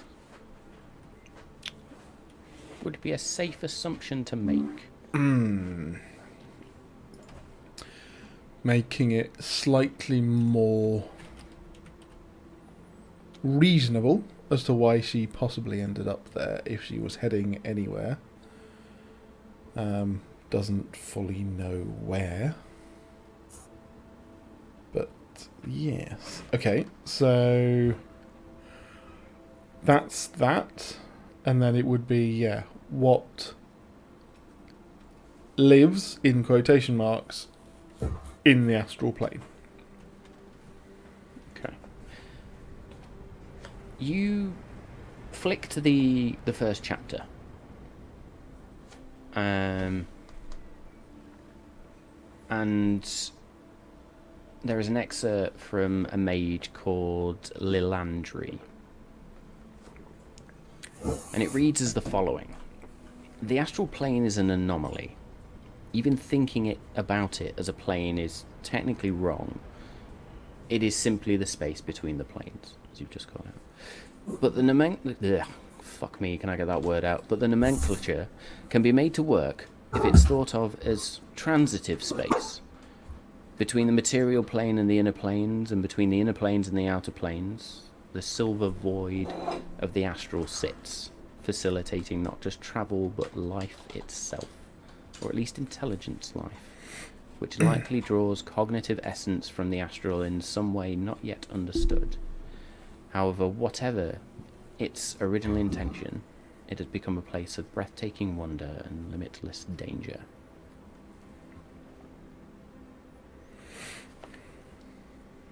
You begin to read through the creatures that are believed to exist here. I'm going to ask you to make me an investigation check, please.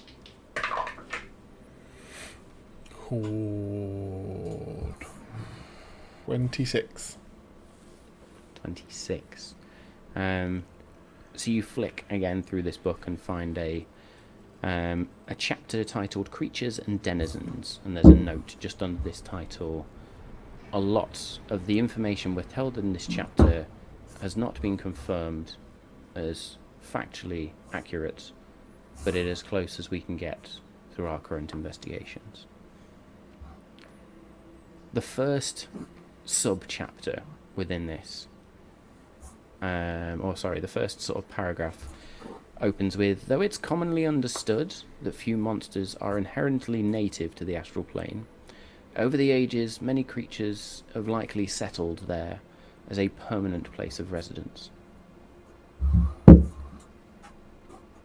The first subchapter then reads Aberrations. The astral plane has become home to numerous creatures from across the multiverse, who have found the thought-powered realm a natural fit for their unnatural existence. It is rumoured that aboleths have been encountered in some of the floating dead god islands, having created personal territories from which to expand their influence.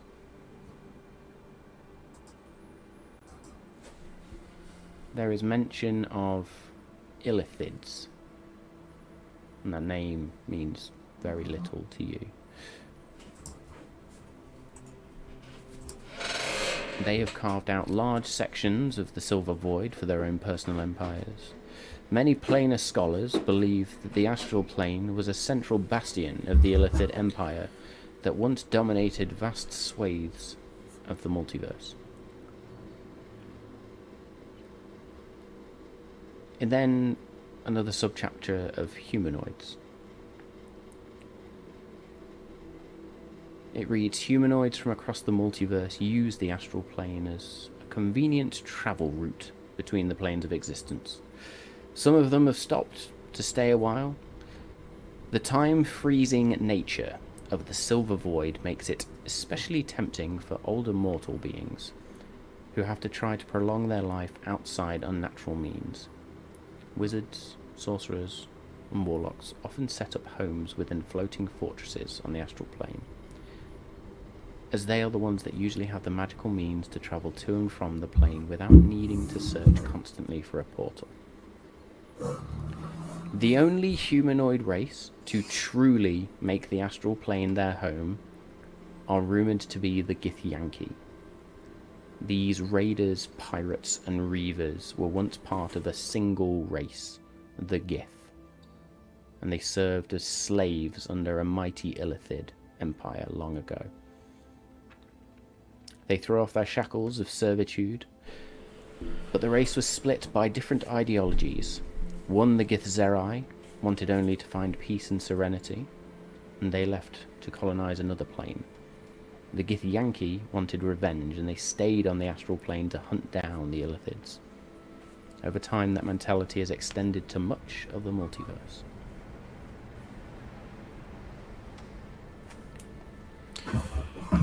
From that, she will have copied out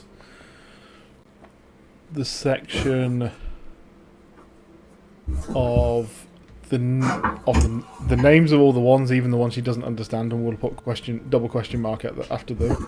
But we'll have also written around the wizards, sorcerers, and warlocks that all try and stick around, with a question mark of our prey. Question mark. And about just because she doesn't understand it, still doesn't understand this, but the dying gods land, or whatever it said in the book, she'll have scribbled that out as well. Okay. Realising that it's probably uncouth to start scribbling and circling and underlining all the bits that she thought. Book, yeah. Yeah. Another investigation check then. Okay. Dirty 20. Okay. You flick back a few pages, having felt like you've missed something. And you find a paragraph that is quite easy to gloss over, but now you read back, you actually find a piece of information that's worthwhile in here. And it reads, across the history of the multiverse, many gods apparently have perished. Some maybe violently, but most through simple loss of worshippers, depriving them of their deific power until they eventually fade away. Or at least they fade away from their plane of residence, apparently. As a god's power wanes and fades, a particular island apparently appears in the astral plane, representing both the body and memory of the fallen deity coalesced as a rocky formation. She'll copy that bit out underneath, and then, again, in her own words, just deity graveyard.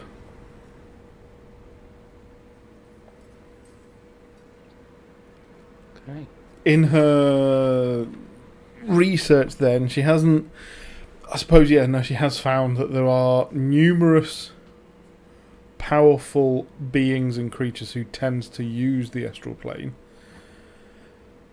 Her current understanding, therefore, is that actually one of these creatures, very powerful sorcerers or something else like that, is possibly who she met. Okay. That was the first book. Yep, absolutely. So, the other book. Okay. Make me an investigation check, please.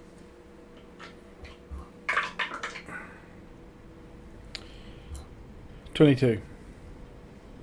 22. As you look upon the title of this book, it reads, The Astral Veil, Unraveling the Secrets of the Silver Void. And you begin to flick through this one. It's got very similar information in, and then there's one paragraph that immediately catches your eyes for two words that are in the very centre of it. And there's almost like a handwritten paragraph here that reads, In my studies of the planes, I have come to unravel the mysteries of the astral plane, a realm betwixt the material and the ethereal. It is a tapestry of swirling mists, a boundless expanse where the mind ventures and traverses. Within this ephemeral realm, whispers speak of a powerful entity known as the Watcher.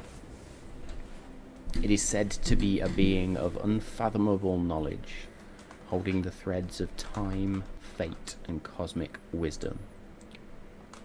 It is both observer and guardian, forever tethered to the astral plane, watching over the tapestry of existence with an unscrutable gaze. To encounter the Watcher is said to be a perception into the depths of the cosmos itself, and to unlock secrets that lie beyond mortal comprehension. She rereads that a few times. At the start of it, did it talk about it being a being of incredible power? Yes, it is said to be a being of unfathomable knowledge, and a powerful entity was the other words that was used to describe. But doesn't talk about it being a deity or a god. Not in this paragraph. No. Okay. Writes that whole thing out underneath everything else that she's got, word for word. Okay. I'm going to say you continue to flick through the book, and with your previous check, because it was that high, again, you are honed into those words, the Watcher. Different handwriting this time. And again, it starts talking about the astral plane, this ephemeral realm of currents and shimmering motes. But then they talk about the fact that it's a place of profound significance for seekers of knowledge and those who dare to probe the mysteries of existence itself. The bit that catches your eye is where it then talks about some legends, and it reads, "Legends tell of a divine entity known as the Watcher, a sentinel of the astral plane who guards the cosmic tapestry. The Watcher is said to possess unparalleled insight into the workings of time, fate, and the interconnectedness of all things. It is whispered that those who have glimpsed the Watcher's wisdom have been forever changed. But beware, for the path to understanding the astral plane is fraught with perils, and the Watcher's motives remain inscrutable.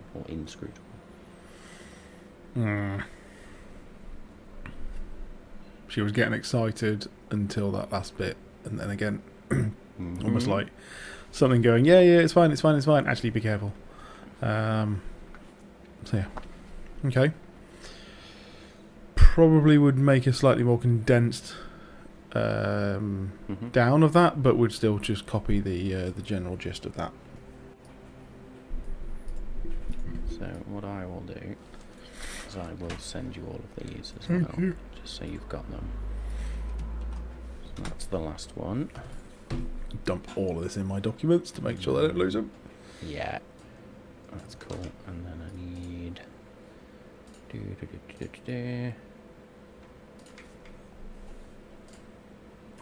that one.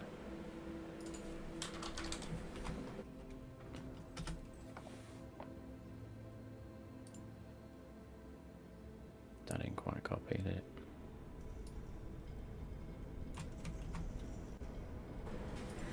Excellent. And then I won't send you the stuff on the creatures, because I think that was fairly easy to just grasp. But there was the bits that were important. Nice. Cool.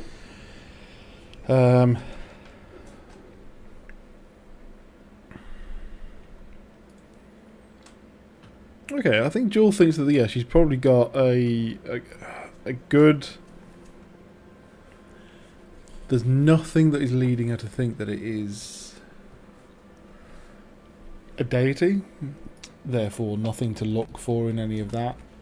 And these both look like they're fairly comprehensive in the astral plane, and that there's definitely mystery around the Watcher, so she has likely gathered as much information as she can currently do so, and would very much like to come back, but is going to probably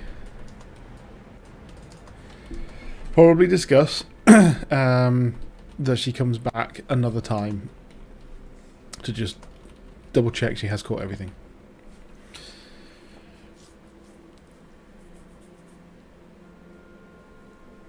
Cool. Anything else you wish to do in this moment, then?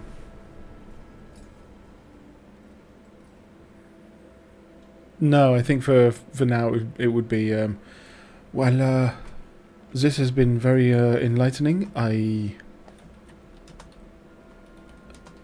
may want to come back and ensure I have not missed anything entirely obvious, but for now I think I have got a good understanding.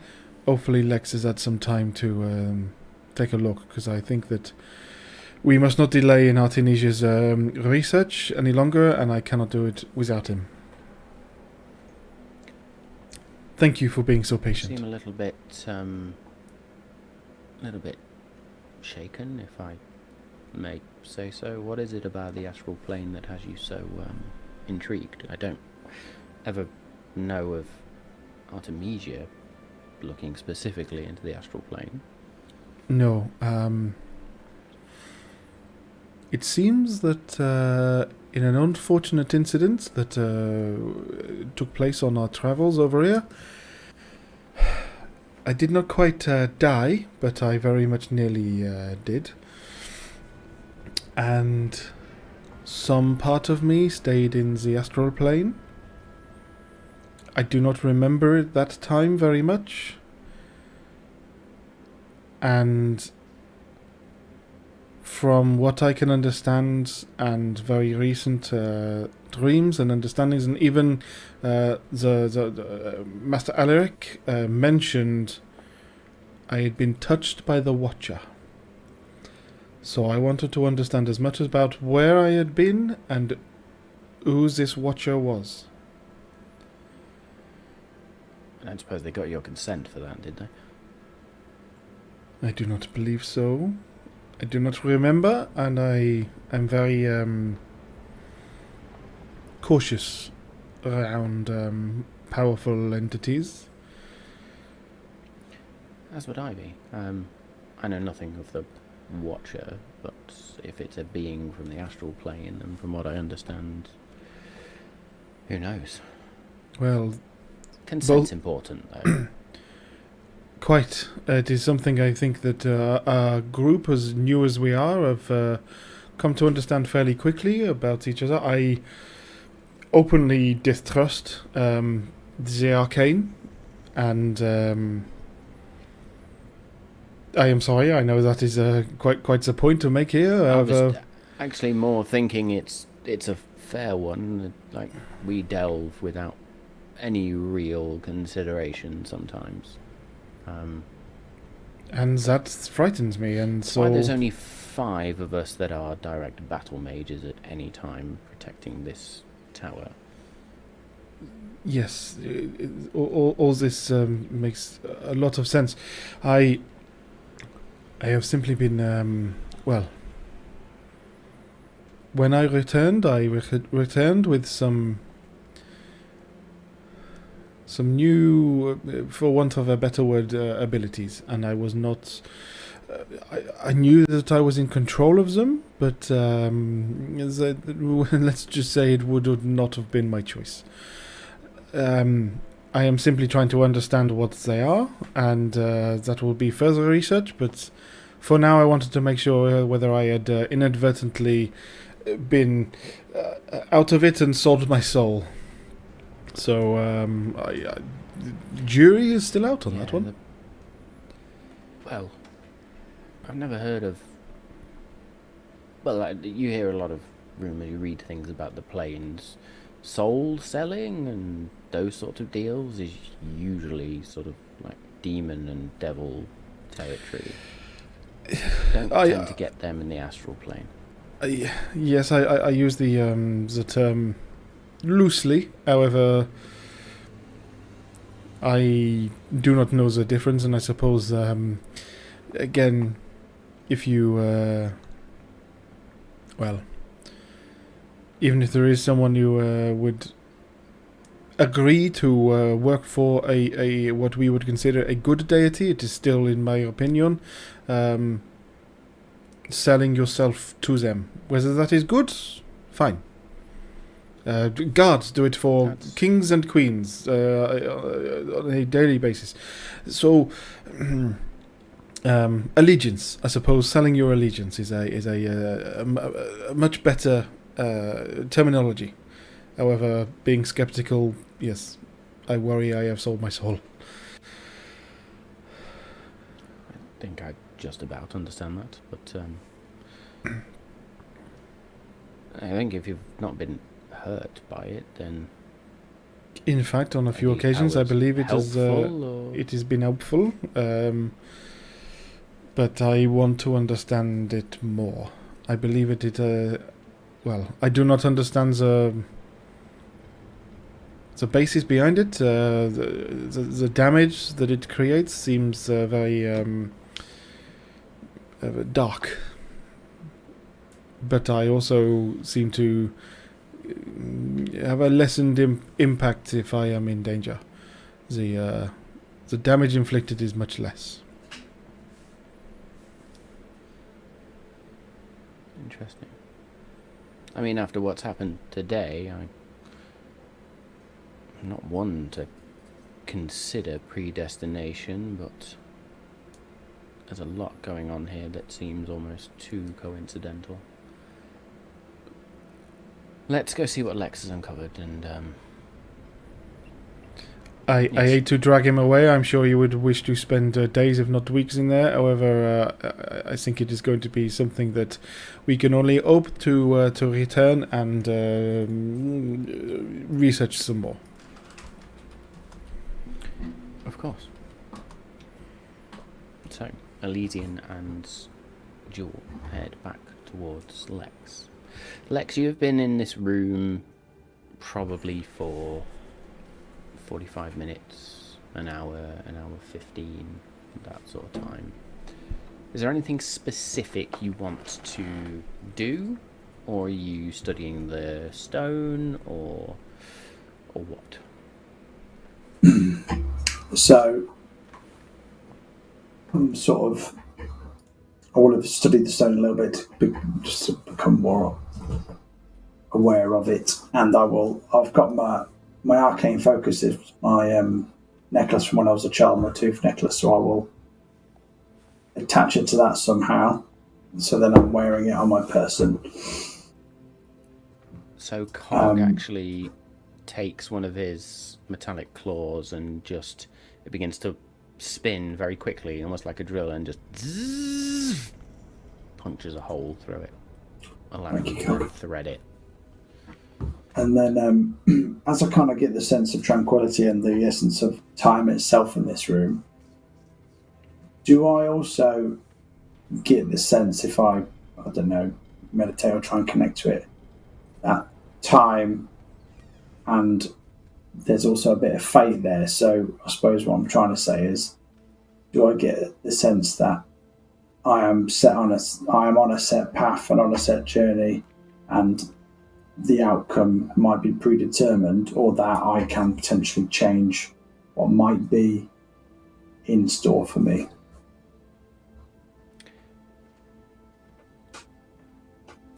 Make me an insight check, please. We're going to insight the room. If that makes sense.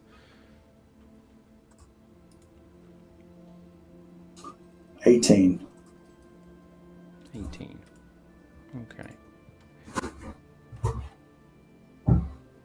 As you sort of feel around this new item and understand what it allows you to do, you very quickly sort of settle on the two main capabilities of this item.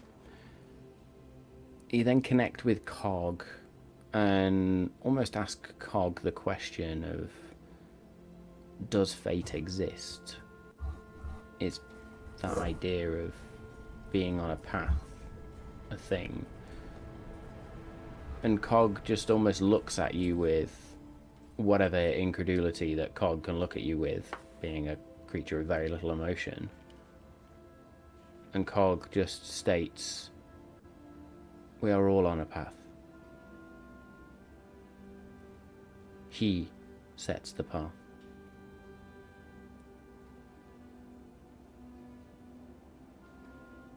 We finish his directives.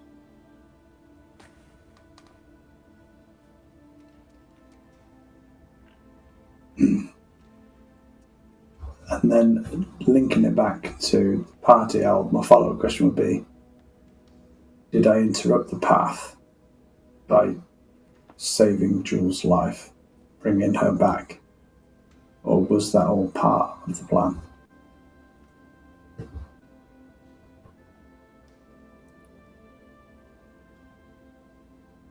if she was meant to die, would be dead.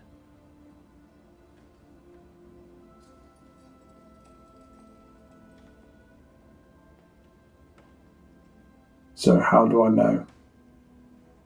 How can I be on a predetermined path and yet make choices that change the outcome? Only he knows answer to grand equation.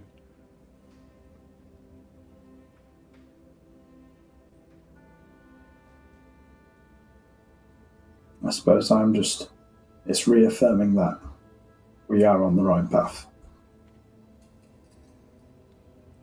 Choices are all variables in grand equation.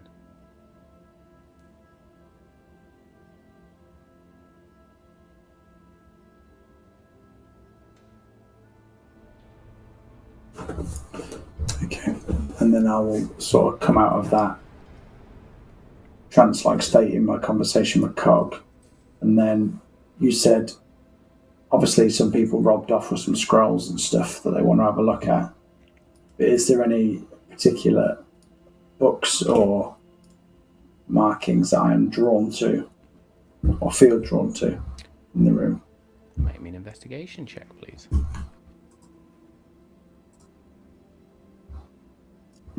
10.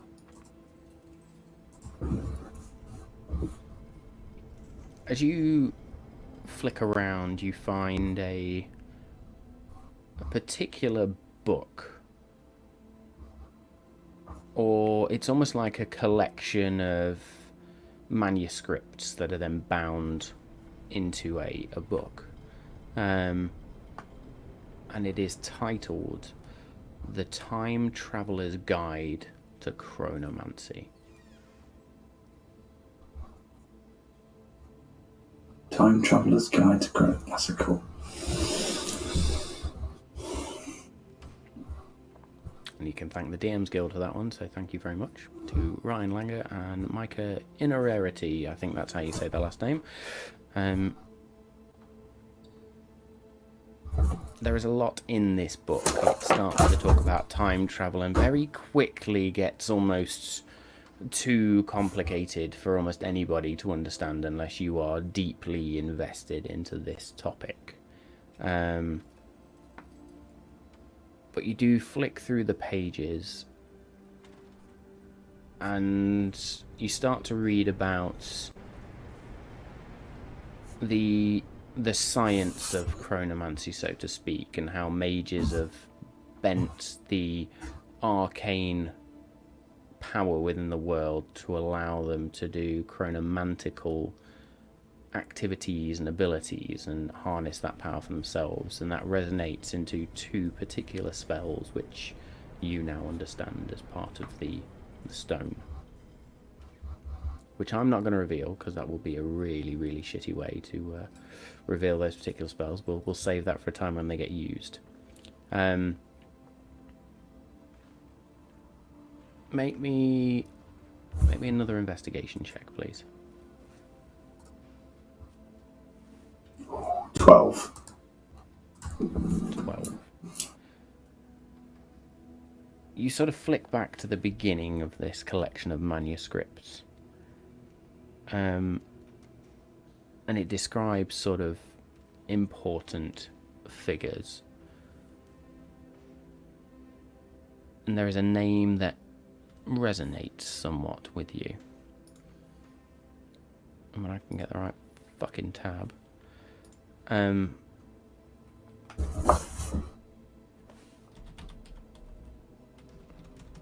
that name is Kronos.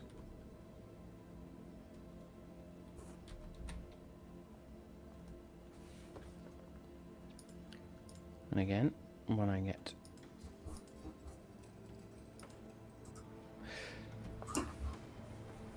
So, you read this small, very, very small excerpt.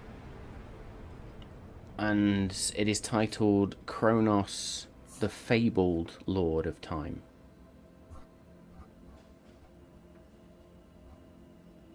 And in this handwritten excerpt, it again reads around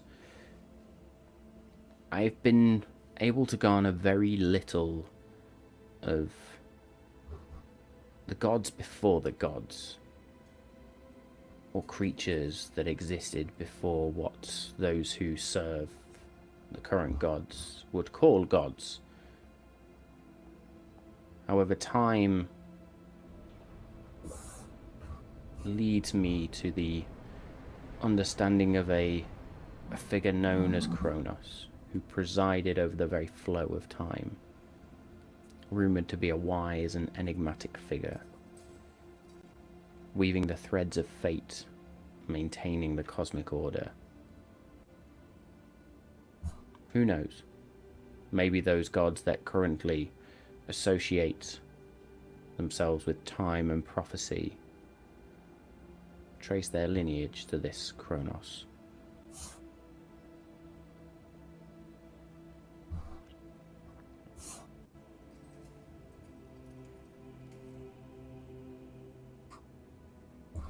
If I'm just trying to put two and two together and then kind of linking back in with Cog.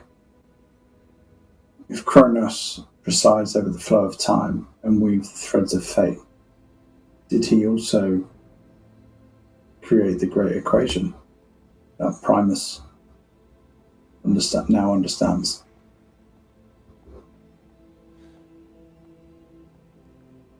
Primus is only one who knows great equation. All others are folly. All others are untruth. False truth. So, you're saying Kronos isn't the truth?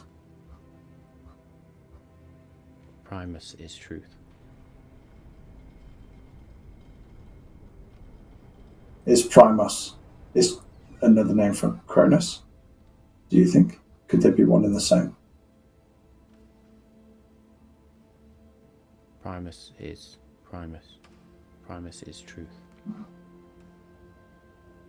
And this is where you start to get that feeling you're hitting the edge of Cog's almost programming now. Like, Yeah. Cog was designed with a particular function and format in mind.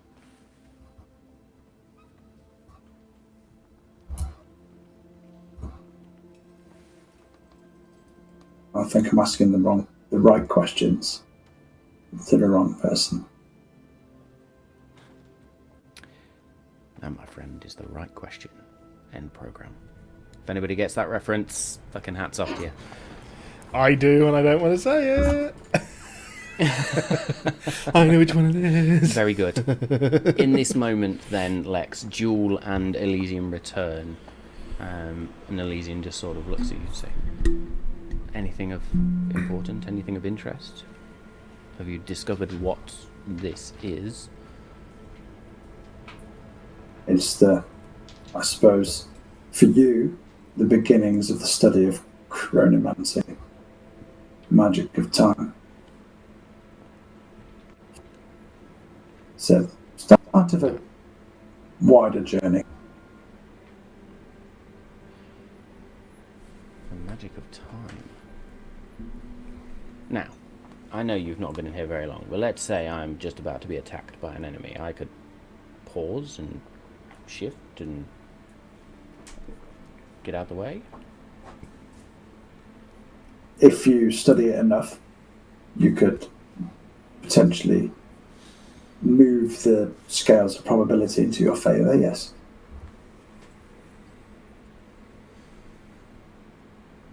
I think I might be spending a little bit of time down here.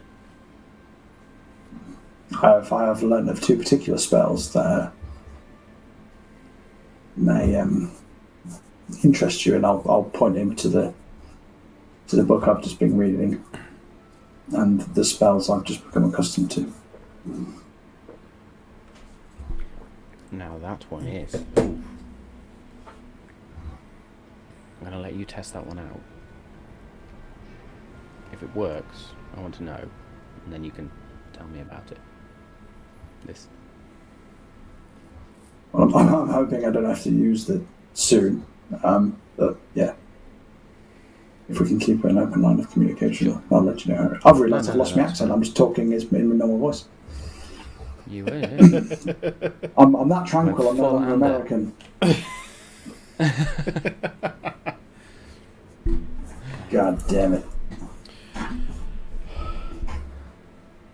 Very well. Is there anything else we wish to do tonight then?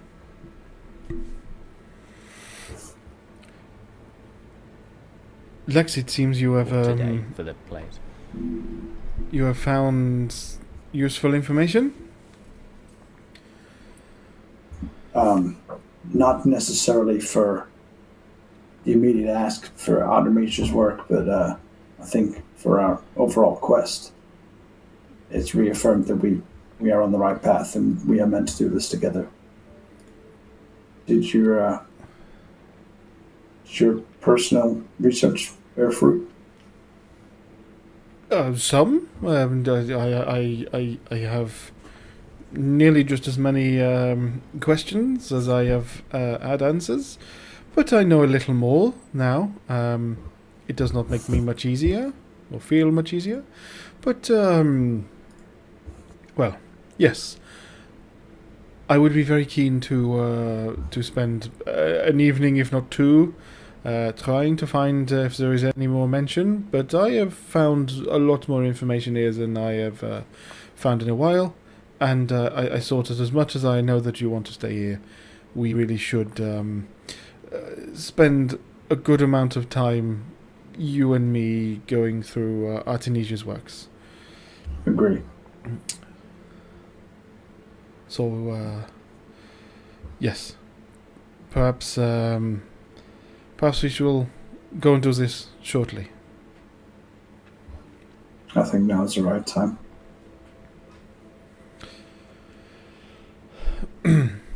And that's it.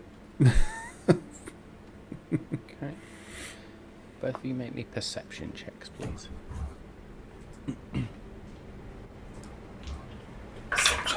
Oh God. 4. 4. Fantastic. 26. As you all sort of take this moment then to just sort of settle and reset yourselves to this new knowledge, to this new environment, to the changes, there's a moment where something in this room catches your eye. You're on a shelf just out to the side, small little pedestal, and atop it, an onyx skull. You bastard, you got us with this in the start of campaign 1. Can't resist a nice ornament. Yeah, sure, I'll go and have a look at it. Put it in the bag. Being very wary of everything, I want to get up close and investigate it and see if I can see anything about it. Make me an investigation check, please.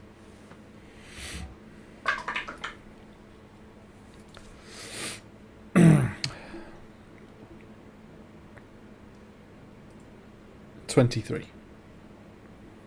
23.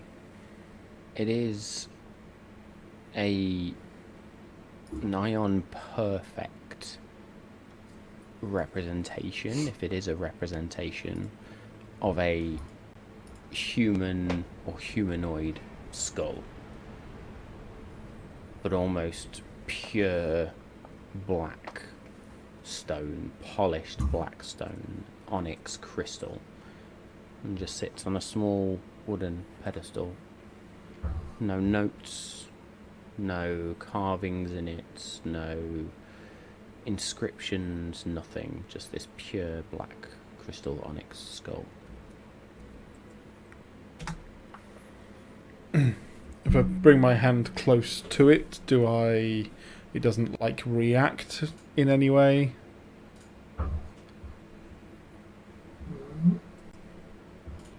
Don't touch it, just over it. Nothing happens.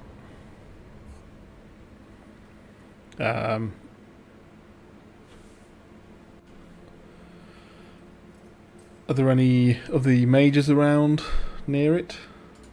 Touch it. There's plenty of mages around. Touch it. They are far too invested in all the books and scrolls, though, right now. Cool. Jewel will go up to both hands either side of it and pick it up. Yes. Listen to the voice in your head. Let those impulsive thoughts. You pick the skull up, and it weighs quite a bit. It feels significantly heavier than you expect a humanoid skull would. And nothing else happens. I look into its eyes. And all of a sudden, 4 skulls pop out and then form an alien creature. No. I want to know. As you look into the eyes of this skull and reach up, and sort of bring it level with your own face and look into the empty sockets, you see the light reflected in the back of these sockets, if you like. It's almost like they actually curve round and have been filled, as opposed to being just holes into the skull. Nothing. I'll walk back over to Lex and our guide. This is unusual, is it not? It's a skull. Did you find that in here? Yes, it was just over there. It was around the corner, but the light caught my attention. Odd, no? Well, it is Odd very that it'd be in odd, here, but yeah. also quite beautiful in its craftsmanship. It is, I cannot It's see some any sort of- carvings, in nothing of it. It's almost like the kaleidoscope of their eyes just goes over it for a minute. Just a skull by the looks of it. I am sorry, where are my manners? There is me looking at this and, well, intrigued and wanting to take this, but it is clearly part of the library. I'm sorry. Look, I didn't see it. This room's new. He made it. You take it. Oh, thank you. Well, that is very kind. I'll put it in my I bag. just don't particularly want to have to be the one Coaching. responsible for going and reporting a strange black skull that's just appeared out of nowhere. But yeah, I suppose if you have not Enjoy. got to archiving everything and making lists of it, then well, goodness knows what happens. it's definitely less paperwork on my half. So yes, very good. Well, Artemisia stuff. let's go find Artemisia's stuff. That will be a little bit of a further journey. Now that we've taken this detour, so do follow on. Yes. I'm hoping this place will stay open when you leave, Lex, but who knows. If all mages could just leave for at least 5 minutes, let's just make sure this place is not sealed. And yes, we'll go from there. All the mages begin sort of filing out, and a couple of them are just like... One actually takes a scroll and looks like they're going to stuff it in, and Elysian just gives them a look of, really? And they just place it back on the shelf. And they all turn and they leave. And the 3 of you then turn and leave, and Lex, you are the last one to sort of exit out. And as you sort of step beyond the threshold of that door, you can almost hear it. That familiar sound of gears moving in unison. The sound of the plane of Mechanus. And then it's gone. And you step beyond the doorway, and it remains open. At which point the mages that have all exit beam a big grin at you and just rush back in. Well, that was interesting. On to Artemisia's manuscripts then, I guess. Absolutely. We must not waste any more time. Not that we have wasted it at all. Well, no, but it's your time at the end of the day. There's a lot of time things going on right now. It's weird. Anyway, yes, please follow. I do not believe in coincidences. I have learned that there are no such things as coincidences. Yes. I'm not willing to get into that depth of conversation right now. Maybe later. Anyway, I'm going to need a very stiff drink in a bit. Let's go take you to get your notes, and yes, we'll go from there. And Elysian lead you off through the labyrinthine library once again, past these stone shelves, through various corridors and winding routes before eventually stopping. And that, my friends, is where we are going to leave it for this evening, being 3 hours in. I honestly don't know how that took 3 hours, but amazing. Lots to go off there. Yes, so much lore, which was awesome. So hopefully you all enjoyed that. Again, we will not be here next week. I will be on holiday, so we are going to take a break, but we will be back the week after, hopefully with a full crew, to pick up on Artemisia's manuscripts and see what they have to hold for us before we then decide what we're doing next. So thank you all again for joining us. Thank you for the raid. Thank you for the follows. Thank you for the subscriptions. It's all amazing. For those watching on YouTube, don't forget to hit the like and subscribe button, hit the bell, get the notifications, all those sorts of things. And for those of you on the podcast, if you can leave a rating or review, we will love you forever, and it will just help grow the podcast audience. And that is us for tonight. So this has been episode 24, I think, of Campaign 2. We've been the Malt and Magic crew. And yes, stay safe. We love you all, and we will see you next time.